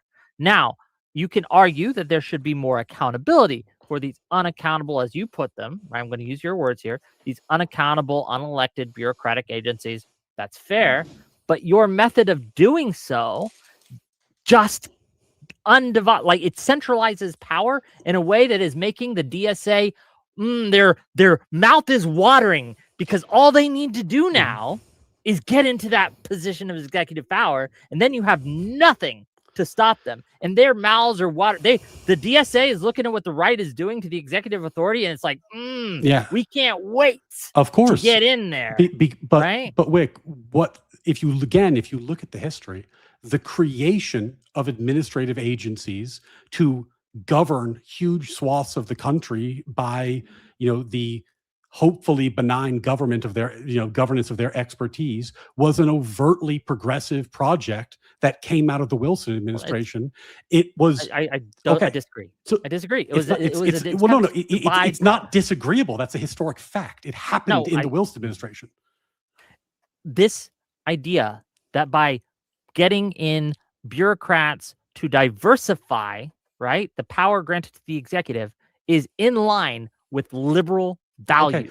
It's a limit. If we're separating powers, which branch are we separating the power from? The executive towards we can diversify within a branch. So, for example, the legislative branch has two houses. The power is diversified between the House of Representatives and the Senate, and yet they are from the same branch, which is the legislative branch. Correct? And the Constitution disagrees with you about the way that you can do that with the executive. So now what? Are you going to change the Constitution to allow you to continue the diversification? I think that we can put laws into place that would be constitutionally viable, that would allow us to diversify the executive power. I'm not a lawyer. I doubt it after this Supreme Court term. The Supreme Court did, other than the Federal Reserve, which other than the one that disproves my point, all the other points, they can absolutely make these carve-outs. They made a rule for the Federal Reserve that has no actual correspondence or theory that is in any way in line with the rule they articulated otherwise, which is that other than the Federal Reserve, the president can fire the head of basically whatever fucking agency he wants. Well, one of the things that the Supreme Court does, and I think you'd agree with me, is they use pragmatism in some of their decision makings and look at how these things would actually have an effect on. I forget the technical term. There are certainly times that they do. This was, I think, better explained by the fact that it was just a different collection of judges. The justices were just a different combo. But my point is, you prefer to have the executive power diluted, which is unsurprising because that's the standard left-leaning position and has been forever. It was the progressive position. Now it's that's the liberal. To be clear, that's the liberal position. Well, it wasn't. It was the progressive position. It is today what you would call the liberal position, but at the time it was the progressive position. Today it's the status quo, but that was the historic evolution of it. Well, to be clear, I would argue that the position before that the quote unquote liberals had were not actually a liberal position, and the progressives were more liberal at that time than the actual quote unquote liberals. Same with slavery, right? But you see how this evolves, right? Now the Constitution, as interpreted by the Supreme Court, says you are wrong. And if you give this power to executive agencies, the president can exert control over them. Except in the case of one. Except in the case of one. So now what? So now we can make with the more exception of that would one, also get you are carve-outs. wrong. So now can we start getting rid of these agencies? Or are we going to seek to change the Constitution so you can be right? I think that changing the Constitution in this case would be more in line with the liberal value of the diversification of power. Okay, so there's another. Because again, my principle isn't just the Constitution, because the Constitution built within it is a mechanism to change itself, right? Mhm. Built within the Constitution is a mechanism to adjust it, to make amendments to it. And one amendment I think that would be great to make is to make the executive branch more accountable and undo the Supreme Court decision that gave him basically immunity, bar none for. And I know you're a lawyer, so you understand that decision far more than I do. But from a layman's perspective, that was just a terrible, terrible choice. And two, to also amend it so we diversify power within the executive branch so that one man does not hold the authority that someone, a Trump or Trump-like candidate or a DSA-like candidate in the future, hopefully not, but maybe, right, could ever come in and wield that, because we don't want to see, and you wouldn't want to see, a DSA candidate wield the type of power that Trump does. Do you? Okay, so I'm trying to figure out what I'm trying to figure out what you're saying, because it's like, this is obviously a position I disagree with, but I want to make sure I get it right. So you would like to have the presidency redefined so that he is less of an all-encompassing executive and is more accountable to the other branches. Yes. Okay. So here's the DSA position on that. They would like to replace the president with an executive chosen by and subordinate to Congress. Would that be in line with what you want to do? No. Why not? What's the difference? I think that like what's the difference? We can look. Hold on. I'm going to answer your question.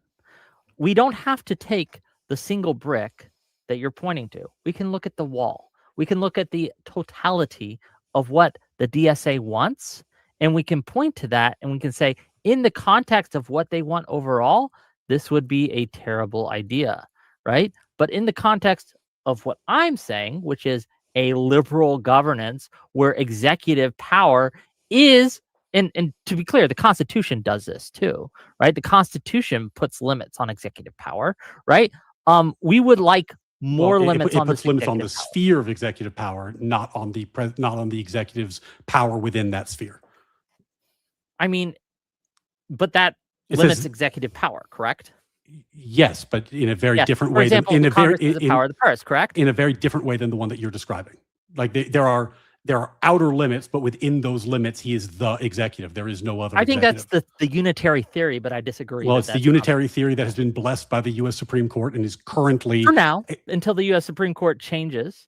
In which case it won't be. So, but this is what I mean. But I'm saying, as a layman, right? Like, this is a problem. Like with the current makeup of the Supreme Court, I think that they are acting unconstitutionally. On the basis and now of I understand, right? Say it one more time. On the basis when it comes of to the unitary executive theory issue, right? For example, why do you think that's wrong?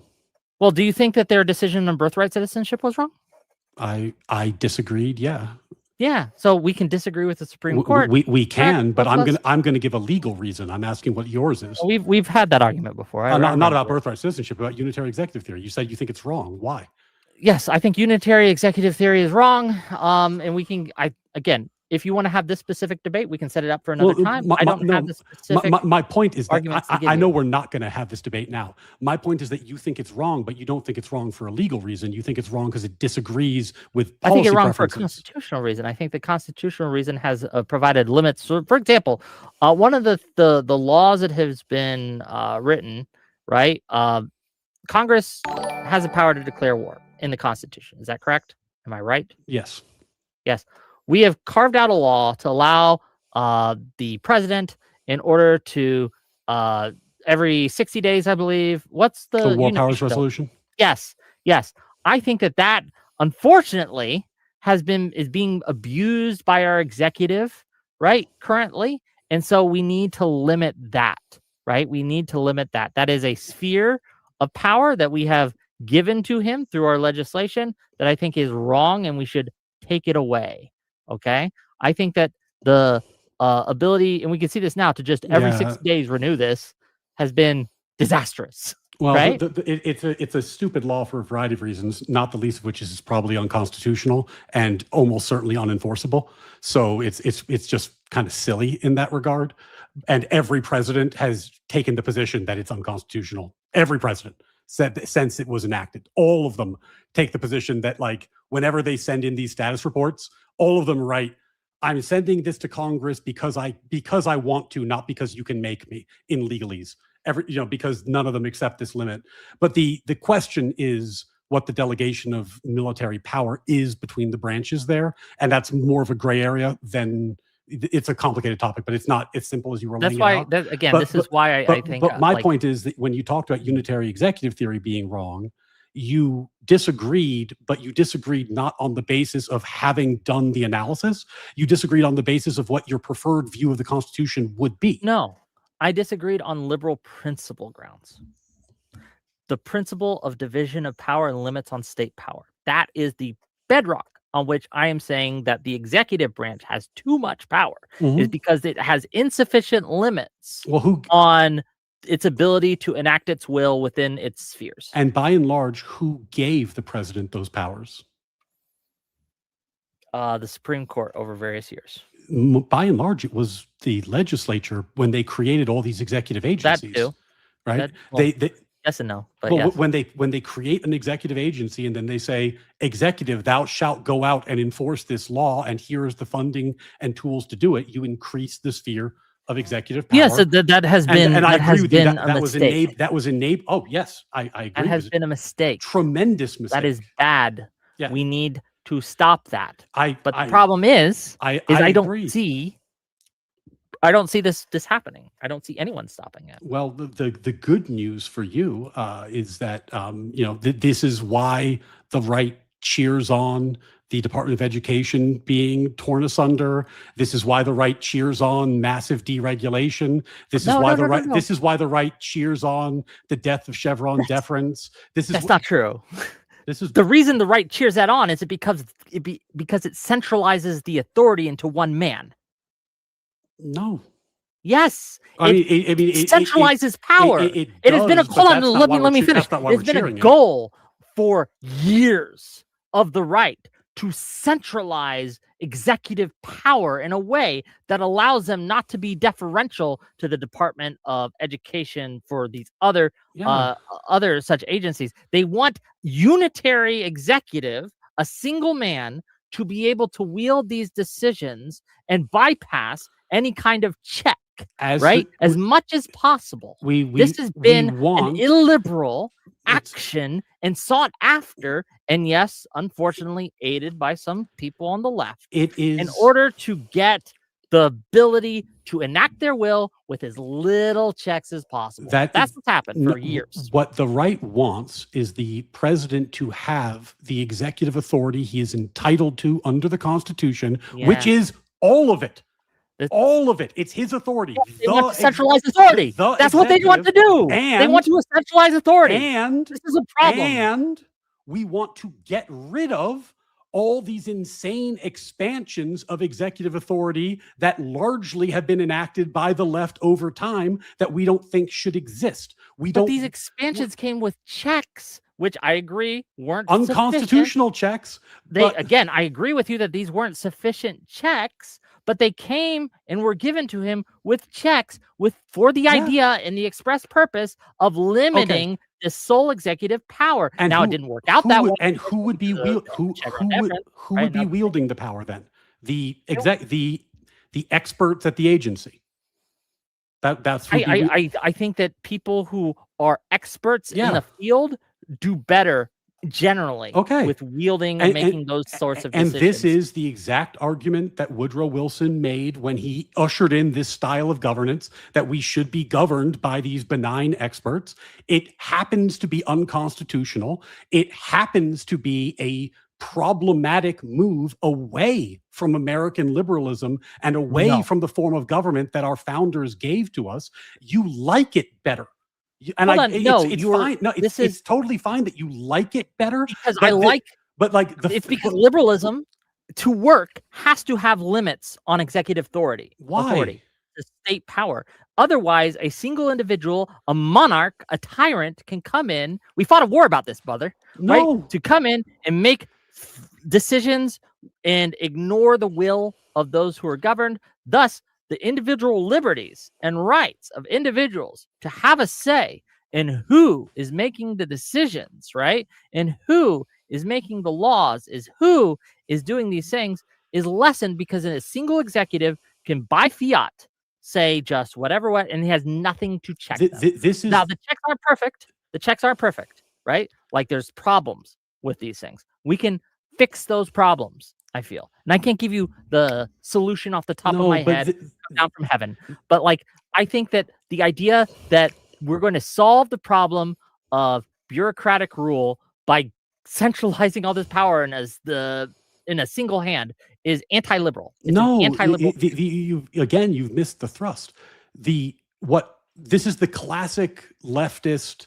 And I'm saying leftist because it comes from the progressive wing of the party historically. We're going to create a thing that breaks the system, and then we're going to ask for more and more and more of our policies to keep band-aiding it. The reason that our founders weren't afraid of centralizing executive authority, and in fact did centralize executive authority, is because the federal government had limited powers back then. It was limited. It couldn't do a lot of things. So the executive wasn't terrifying because he couldn't impact you on a day-to-day level the way he can today. The problem is we've had 100 years of governments specifically engineered to break all the limits on federal authority that ever existed, which was enacted by the progressives over and over and over again. And now we get to the end of the rainbow and they're like, goddamn executive unitary theory, those fucking rightists with their crazy view that the Constitution should be enforced. Like, they broke the system and now they're complaining about the result of breaking the system, which they did. Like, hold on, what are you talking about? What are you talking about? Like, I would grant you that the left has, in some cases, gotten it wrong when it comes to expanding executive authority. I would point to instances like Obama's overuse of executive orders, right? And other things like that, which normalize this kind of idea that the executive has all this power, can ignore certain things that they never did ignore before. Like, that's been a problem. I would agree with you. But the people who are doing this the most today are Republicans.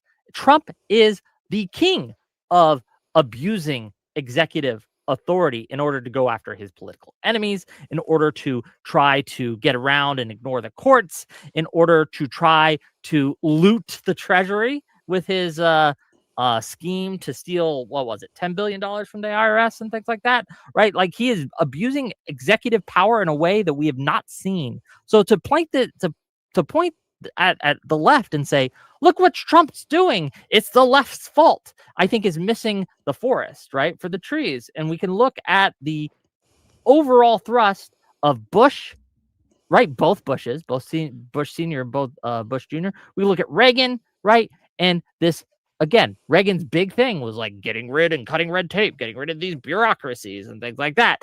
And he wanted to centralize authority. It's been a plan that they've had for decades. And yes, some people on the left have done that too. The right, that is not the argument I'm making. The right, the argument I'm making tonight is that the right is doing it.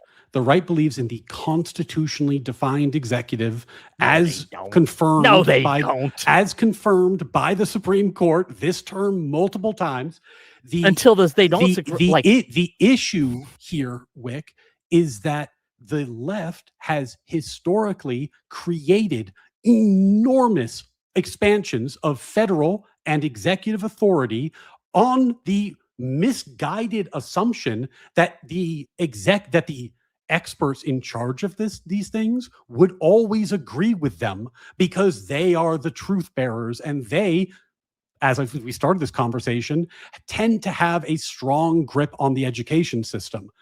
Now, those tools have been created and other people are playing with them, which I get is a bummer. And it's a good reason for putting the tools back in the toolbox. And you can find endless examples of me saying we should put the tools back in the toolbox, but it wasn't the right that took them out. The creation of the administrative state is a left project. The frustration that they have is that now it's being used differently.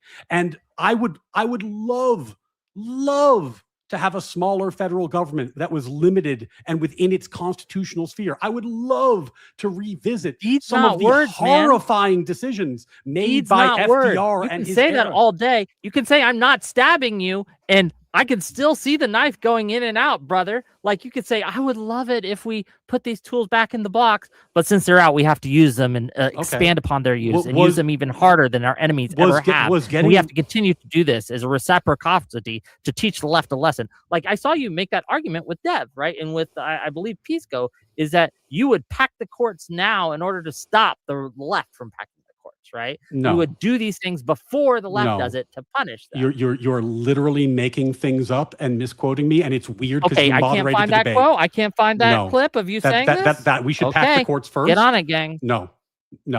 What you'll find that you said it'd be justified to do so. Yes, I said that it would be if the norm was broken and the left packed the courts. Then if the right packed the courts, I would not have the same objection afterwards. That is not what you just said. You just said that we should do it first. That is not what you just said. I'm saying that you think, and your argument.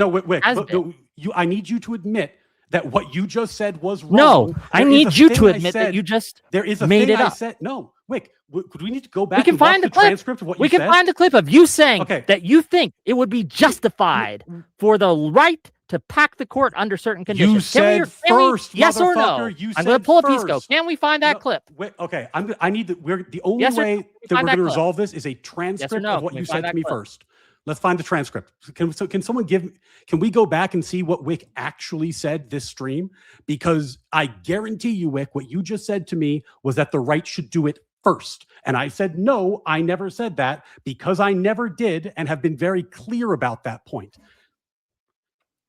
You said first. You said first. Okay, if you want me to take away first, fair. It doesn't change that you think that the left, because you've argued earlier in this. Hold on, stop. You can't filibuster. The thing you said was wrong. No, it was incorrect in a small detail. You're like, you said the murderer had a green shirt and he had a red shirt. Therefore, the thing that you said was entirely wrong. It is not a small detail. That's your argument that you're making. It's a very big detail. That I said, hey, this guy is murdering that girl and he's got a red shirt on. And you're saying, well, bro, he has a green shirt, not a red shirt. So obviously he's not murdering that girl. But he's obviously murdering that girl. You're pointing to a small detail to deflect from the larger point that I'm making, and you are continue to follow Buster because you know that if you allow me to speak, that it won't work. Right? In your example, if a guy said, "Nope, you're gonna keep filibustering," you know you can't you can't let me speak because if I speak, you'll be seen to be wrong. You misspoke. You know you can't do that. You won't admit you have to interrupt which me. Makes me because think you have that you to are interrupt being me. disingenuous. Because if I was allowed to speak, you would be wildly disingenuous right now, which is out of character for you. I'm not being disingenuous. If I don't something, normally behave wrong, away, you it's should probably the admit that you case said that I'm something not wrong. behaving that way right now, correct? Whick, you said something that was meaningfully wrong to me. That is not true. It is a meaningful distinction in my eyes. I corrected you and you spurred the fuck out. Okay. You spurred the fuck out when you I'm not said spurring something out. You're not allowing me to talk. Me. And there's a reason, dear audience, that he is not allowing me to speak. There is a reason that he is not allowing me to speak. There is a reason. Hey, Whick. Because your overall point. Remember that time that you still not doing it. Remember that time still not doing that it. you said that still not allowing me that you were going to platform all these CSAM enjoyers. Like still not allowing me to have a conversation. Whick, I just want to filibuster the whole time. At a certain point, you don't let me get this out. You need to admit that you did something fucked up. I can continue admit to that talk, you made a mistake and then you jumped on me on it already. Because you know that if I got my whole point out, that you would be kind of looking a little silly. Whick, the difference between these points, was going. meaningful If you to keep me. talking, I'm going to keep talking. Do you concede because that? You gotta let me speak in this case. Okay. I know you're hoping. I'm going to give you I a will few not seconds. remember Make whatever point you want to make, and then I'm going to say ask you. you Make your continue goddamn to point. talk Go. over Make me. your point. Okay. So you said that, and I'm going to quote as best I can, that if the left were to do a thing like court packing or filibuster or what have you, that or if the left were to do a thing, if they were to do a thing, that the right would be entirely justified in doing it back. And yes, some people on the left have done that too. Sorry, I'm trying to find the quote because I'm trying to find out what you actually said. I wanted you to make your point. I assumed it was for the audience and not for me, given the nature of the conversation. Did you or did you not say that the left, specifically, if they were to try to pack the courts, that the right would be justified in doing it? That's not what you said. I'm asking you. Found the clip? Headless chicken. Give me the clip. Thank you. We can play it right now. DM it to me. Is it the clip of what you asked me? Because that's the clip I want to see. I don't want to talk about what you actually said. No, I want to see the clip of what you asked me, which is what we're talking about. Look, give me the clip, headless chicken. Just DM it to me, please.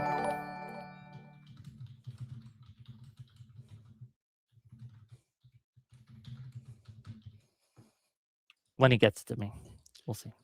Whick, it's clip. Whick, even if the distinction is not meaningful to you, can you at least concede it is meaningful to me? I don't know what's meaningful to you or not. The question isn't whether it's meaningful to you, it's whether it's meaningful in my eyes. Okay. So, for example, if I saw two people in the street and I said, you think it's justified to shoot this person.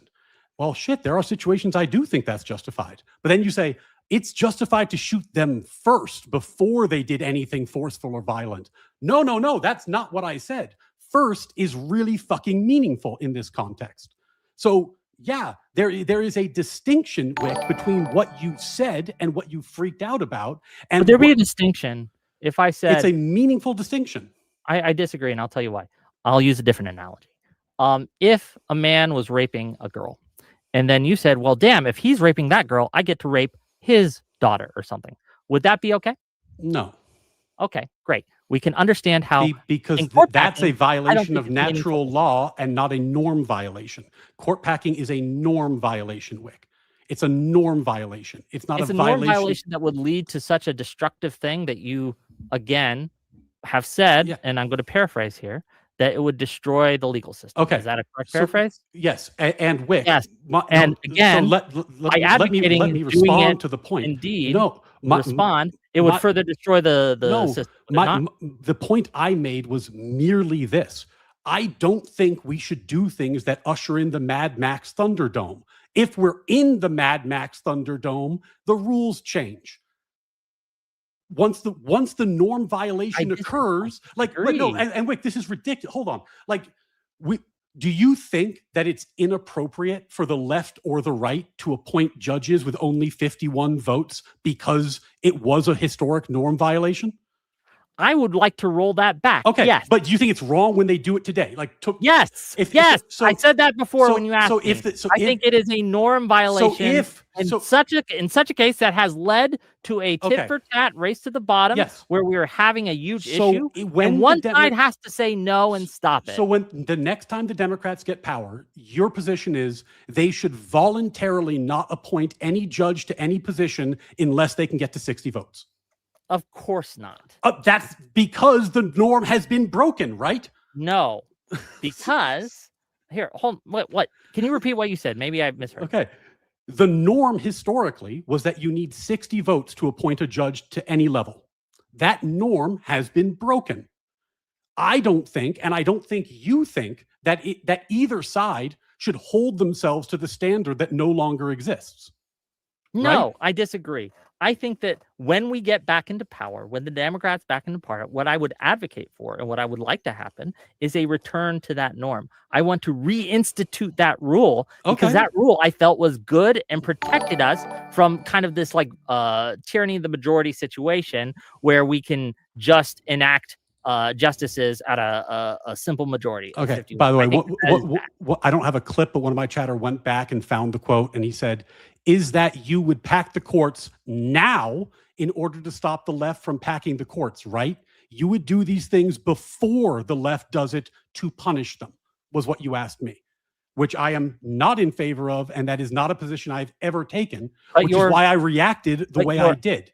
Actual position is that in the case of the left doing the bad thing, packing the court, you would find it justified.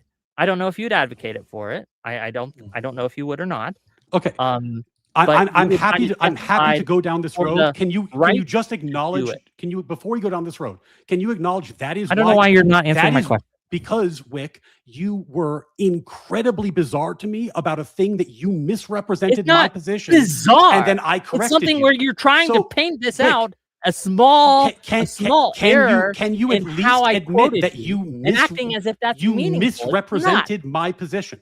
It's You not misrepresented my meaningfully position, and I corrected misrepresented. you. It's not meaningfully misrepresented. You don't think it's No. meaningfully I'm different? explaining why. You don't wait. I'm Wait. Hold on. No, explaining hold why. on. You don't think? No. Just let me be clear. You don't Okay, think you're it's good. You're meaningfully gonna filibuster different in bad faith. about whether Go I would ahead. Tell me what I advocate? said. Go I ahead. would advocate for court packing today. If I was out there today advocating for court packing, you don't think that's meaningfully different than my position?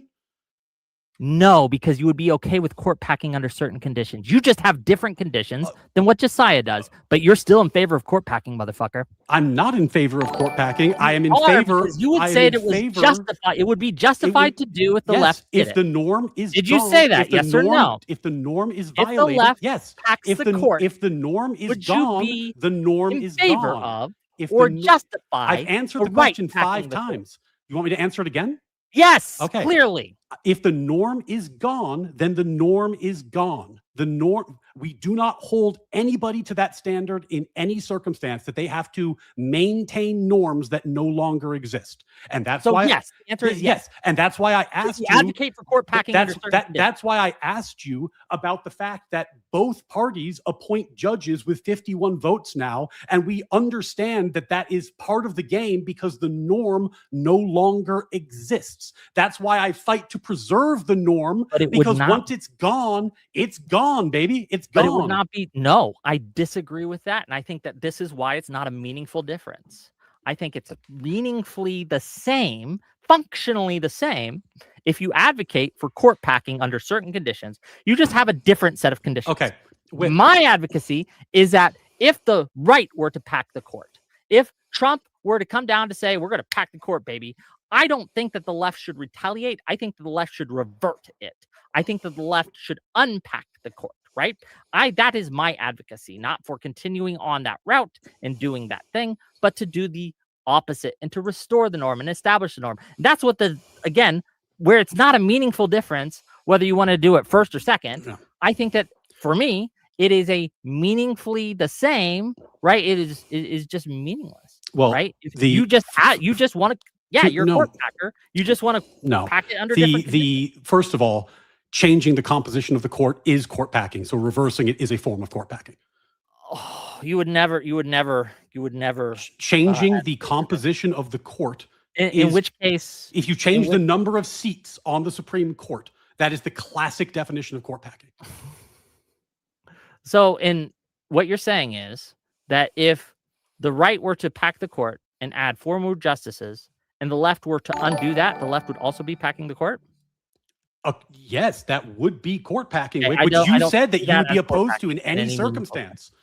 I don't think that's court packing in a meaningful sense. Okay. To revert to the norm, to reestablish the norm that already existed is not norm breaking, right? Okay. So is it not? Am I not correct? It is definitionally court packing to change the number of seats on the court. That's what court packing is. You're now ascribing some kind of intentionality to it. Like when you do it for a good reason, it's not court packing. So your argument then is that in your definition of court packing, removing a justice would be court packing. Removing a seat would be court packing. Yes, changing it from 9 to 8. Yes, that would be court packing. So in your opinion, if we Well, with the Republicans change it. And Wick, that has to be court packing, because you can, for example, one way the Republicans could pack the court. It doesn't work now because Roberts is not the kind of justice you would do this for. But imagine that Justice Thomas or Justice Alito was the Chief Justice. One way you could pack the court. That's what anyone means when they say pack the court, though. You understand that that's not okay. what. Can you let me finish the hypo and then you can explain? If Justice Alito was the Chief Justice and the Republicans removed every justice other than Alito, so now he's a one-man court, would that be court packing?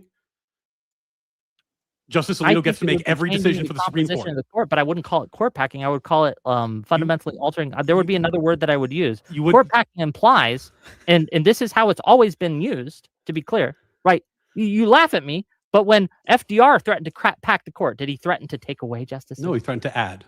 Yes. When Pisco's talking about packing the court, is he threatening to take away justices? No, but he cites examples. Yeah. But he cites examples of reducing the number of justices as well as adding them. For that. He's not advocating for that. He's not. But trying he cites to do them that. as examples. He's trying specifically to pack them as examples, Wick. By addition, which has traditionally been the way that everyone who has advocated for packing the court has advocated for it. So while you can maybe argue in a specific hypothetical world that we could maybe call it court packing, I think that's playing with language. I would like to, Wick, that is obscuring. Hypothetically, I would like to reduce the size of the court to 8, and by coincidence, that means we need to get rid of the most. Can you give me a clip of Pisco advocating for removing? Wick, let me make my point.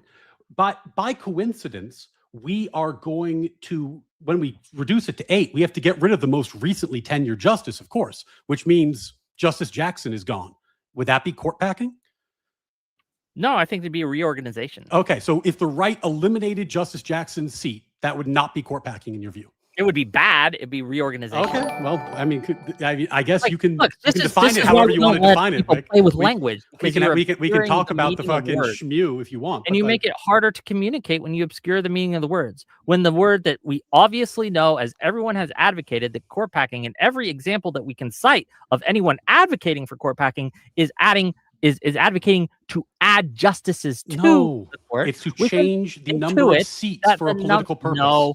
That is not how anyone ever has advocated for court packing. It actually, I mean, I don't have my notes in front of me because I wasn't planning on having this particular debate, but I actually think there were historic examples of people limiting the court in order for political purposes. Like, for example, if there were seats that were empty, that they would leave them unfilled, or that they would then reduce the court down so that the next party wouldn't have those seats to fill. Call that court packing. Well, it was all part of the court packing research I did, and I think it would be considered court packing. But I mean, hysterically, if we're going to use your definition of court packing, then you shouldn't have a problem, because all I would have to say is, okay, if the left packs the court, then I think the right should eliminate all those seats and get rid of those justices the second they get power back. And that's not court packing in your view. So we're good. Do you think that that's... So we're good. Are you telling me that that's what you meant when you answered the question on would you be okay with? I would be right. If the left did it. Sure. Is that what you meant? Is that what you're arguing you mean? I don't think the right has to go to. I'm going to call you a liar. More than a 6-3 majority. We have a 6-3 majority. If the left packs it to be 8-7, to be like 8-6 or 9-6, and then the right wins and then reduces the seat to get back to a 6-3 majority, and you don't consider that court packing, I would, but you don't consider that court packing, that would solve the problem. I'm going to ask the question again. Was that, are you saying? No, I didn't have your proprietary definition of court packing in mind when I made the statement, if that's what you're asking. Yes, you meant, when you answered the question, would it be justified for the right to pack the, or I don't know if you answered the question, you made the statement, I don't want to misquote you again, right? That you made the statement that you would be fine, or it would be justified for the right to pack the court if the left did it first. Mm-hmm. You meant addition. I mean, I meant either, because they're both court packing, but it's fine. I don't believe you. I don't. I think you meant I think you I meant don't adding. think. I don't think there's that's something what the context of the I don't think conversation there's was. something. I think Yes. that that's what everyone understood it to mean. I think Is that there that's what I something? understood Is there it to mean. something I don't think you magical meant about addition that rather than subtraction, if it achieves the same political end in your like, what's the magical difference between these two things? because the reason we started this argument is that I said that if the right were to pack the court and add 4 justices, I would revert to the norm of 9 justices. And you made the argument, well, that's still court packing. And I Yeah. don't see that it meaningfully is because it's a reversion to the Okay. norm. But then at Which least is obviously not what you meant if we're going to take when you said that you would find it justified to pack the if we're court going to have if the left did if it we're going to first. have this That is conversation, then obviously at not what you meant, least you can correct? acknowledge that on my view, you're just as in favor of court packing as I am, which is to say, almost never and only in the circumstance where the norm is broken. No, I On don't my think that view of that's the term, meaningfully there's the no. case. I mean, you've defined it differently, but can you understand that on my I think understanding my of the definition term? is closer to the truth than yours. The truth of what? Is there some The truth objective of what definition of court people packing we're understand to appealing mean to? when they talk about court packing. I mean, Why are you dying on this hill? It's a weird hill to die I'm on. dying on this hill because you were a total fucking asshole about this Oh, I conversation. was mean to you, so Yeah, you're willing to you change kind the of meaning were, of Wick. words to win an argument? I'm lit sorry you that I hurt your literally feelings. you literally misrepresented me, and then got very, very like indignant about the fact that I found this to be a meaningful distinction that I care about. You may not care about it, which is fine, but I wasn't the one who misrepresented your position, Wick. You were the one So who because misrepresented mine.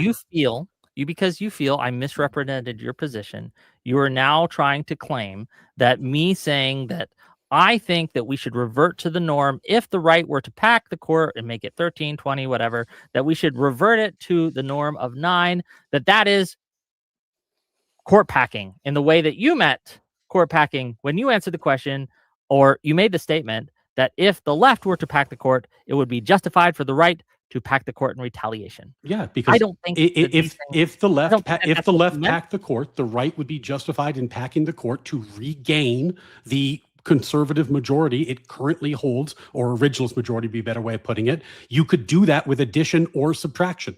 I don't care particularly about which way it would get done. Like, what difference does it make to me if it's addition or subtraction? What's the magic, Wick? What's the magic in magic addition is versus one is subtraction? reverting to a norm, and the other is taking the broken norm and engaging in the world where the norm no longer exists and continue to play by that rules. That's the difference. I think it's a difference with a distinction. It's a distinctive difference. I don't think. I think it matters. It matters. It matters almost not at all. Like, for example, let's say you're acting very communist right now with the redefinition. No, I mean, Wick, this is the actually. I mean, if we're going to play that game, Wick, the classic move of a fucking communist is to misrepresent someone and then get indignant about the fact that they have a problem with the fact that you are misrepresenting them. Sure, classic move is also to redefine words. But I don't think we need to just endlessly ad hom this. The point here, Wick, is that there are endless situations I could come up with, and I've given you a few, where a subtraction is just as likely to be viewed as a court pack as an addition. There's nothing fucking magic about it. If we eliminated, you're doing this thing where you ignore the context again.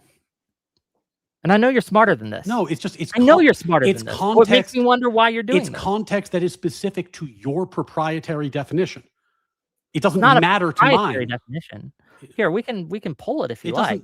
I mean, when people talk about court packing, because that's what words are. Words are what most people understand them to mean and how they are used. The thing is what it is used to do.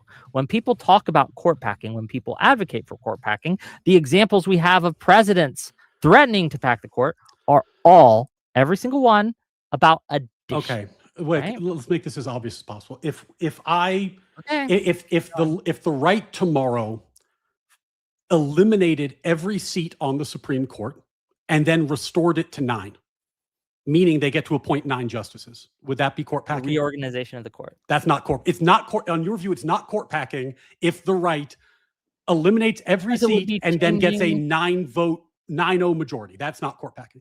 I think that it would be the abolishment of the court, reorganization of the court. I wouldn't call it packing.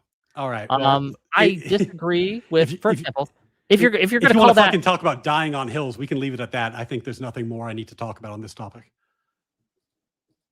do you think you won this exchange, man? I think the position you just took is so patently ridiculous that anybody It's watching this is going to patently have a hard ridiculous to time. say that words matter and the meanings of words matter. And like, for example, murder is different than killing, even though both result in a dead body. Correct? But it would be important to make the distinction between both murder and killing, even though both result in a similar thing. Is that correct? Whick, the example that you just gave, and I don't want to move off of it because this is literally, I think, the last word I need to say on this topic. You said that if the right eliminated every seat on the court except for Justice Roberts and then refilled it to 9 with whoever they wanted, that would not be court packing in your view. That is a position that is so crazy that I don't think it's worth it to continue arguing with definitions around with you, because the position you've taken is obviously nonsensical. No, of course not. But the reason that you're doing this is because you can't contend with it.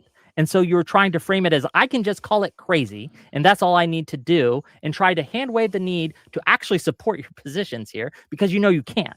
And it's a rhetorical trick, very in line with something that Wilson does. But luckily, I'm better at debate than Wilson, and I'm better at debate than a lot of the people on the right. Is there anything else you would? Is there anything else dishonest way? Is there anything else you would like to talk about? Again, we understand that words matter, that the definitions of words matter, that the distinction matters, even if it might result in the same thing, much like murder and killing are distinctly different and have distinct meanings that it is important to keep the distinction of, but both result in a dead body. So if your position, and I'm just going to keep reiterating it, is that if we eliminated every justice on the court except for the Chief Justice and then expanded it back to 9, appointing universally conservative originalists, that would not be court packing. I understand the point you're making, Whick. I think that's all I need to say on this point. I think it speaks for itself. Is there anything else you would like to talk about? No, I think I'm good. I think I did what I needed to do tonight. All right, Whick. Well, have a good night, buddy. Okay. Bye-bye.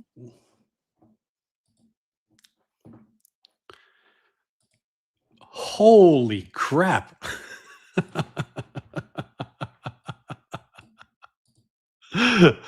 Holy AIDS. That was insane.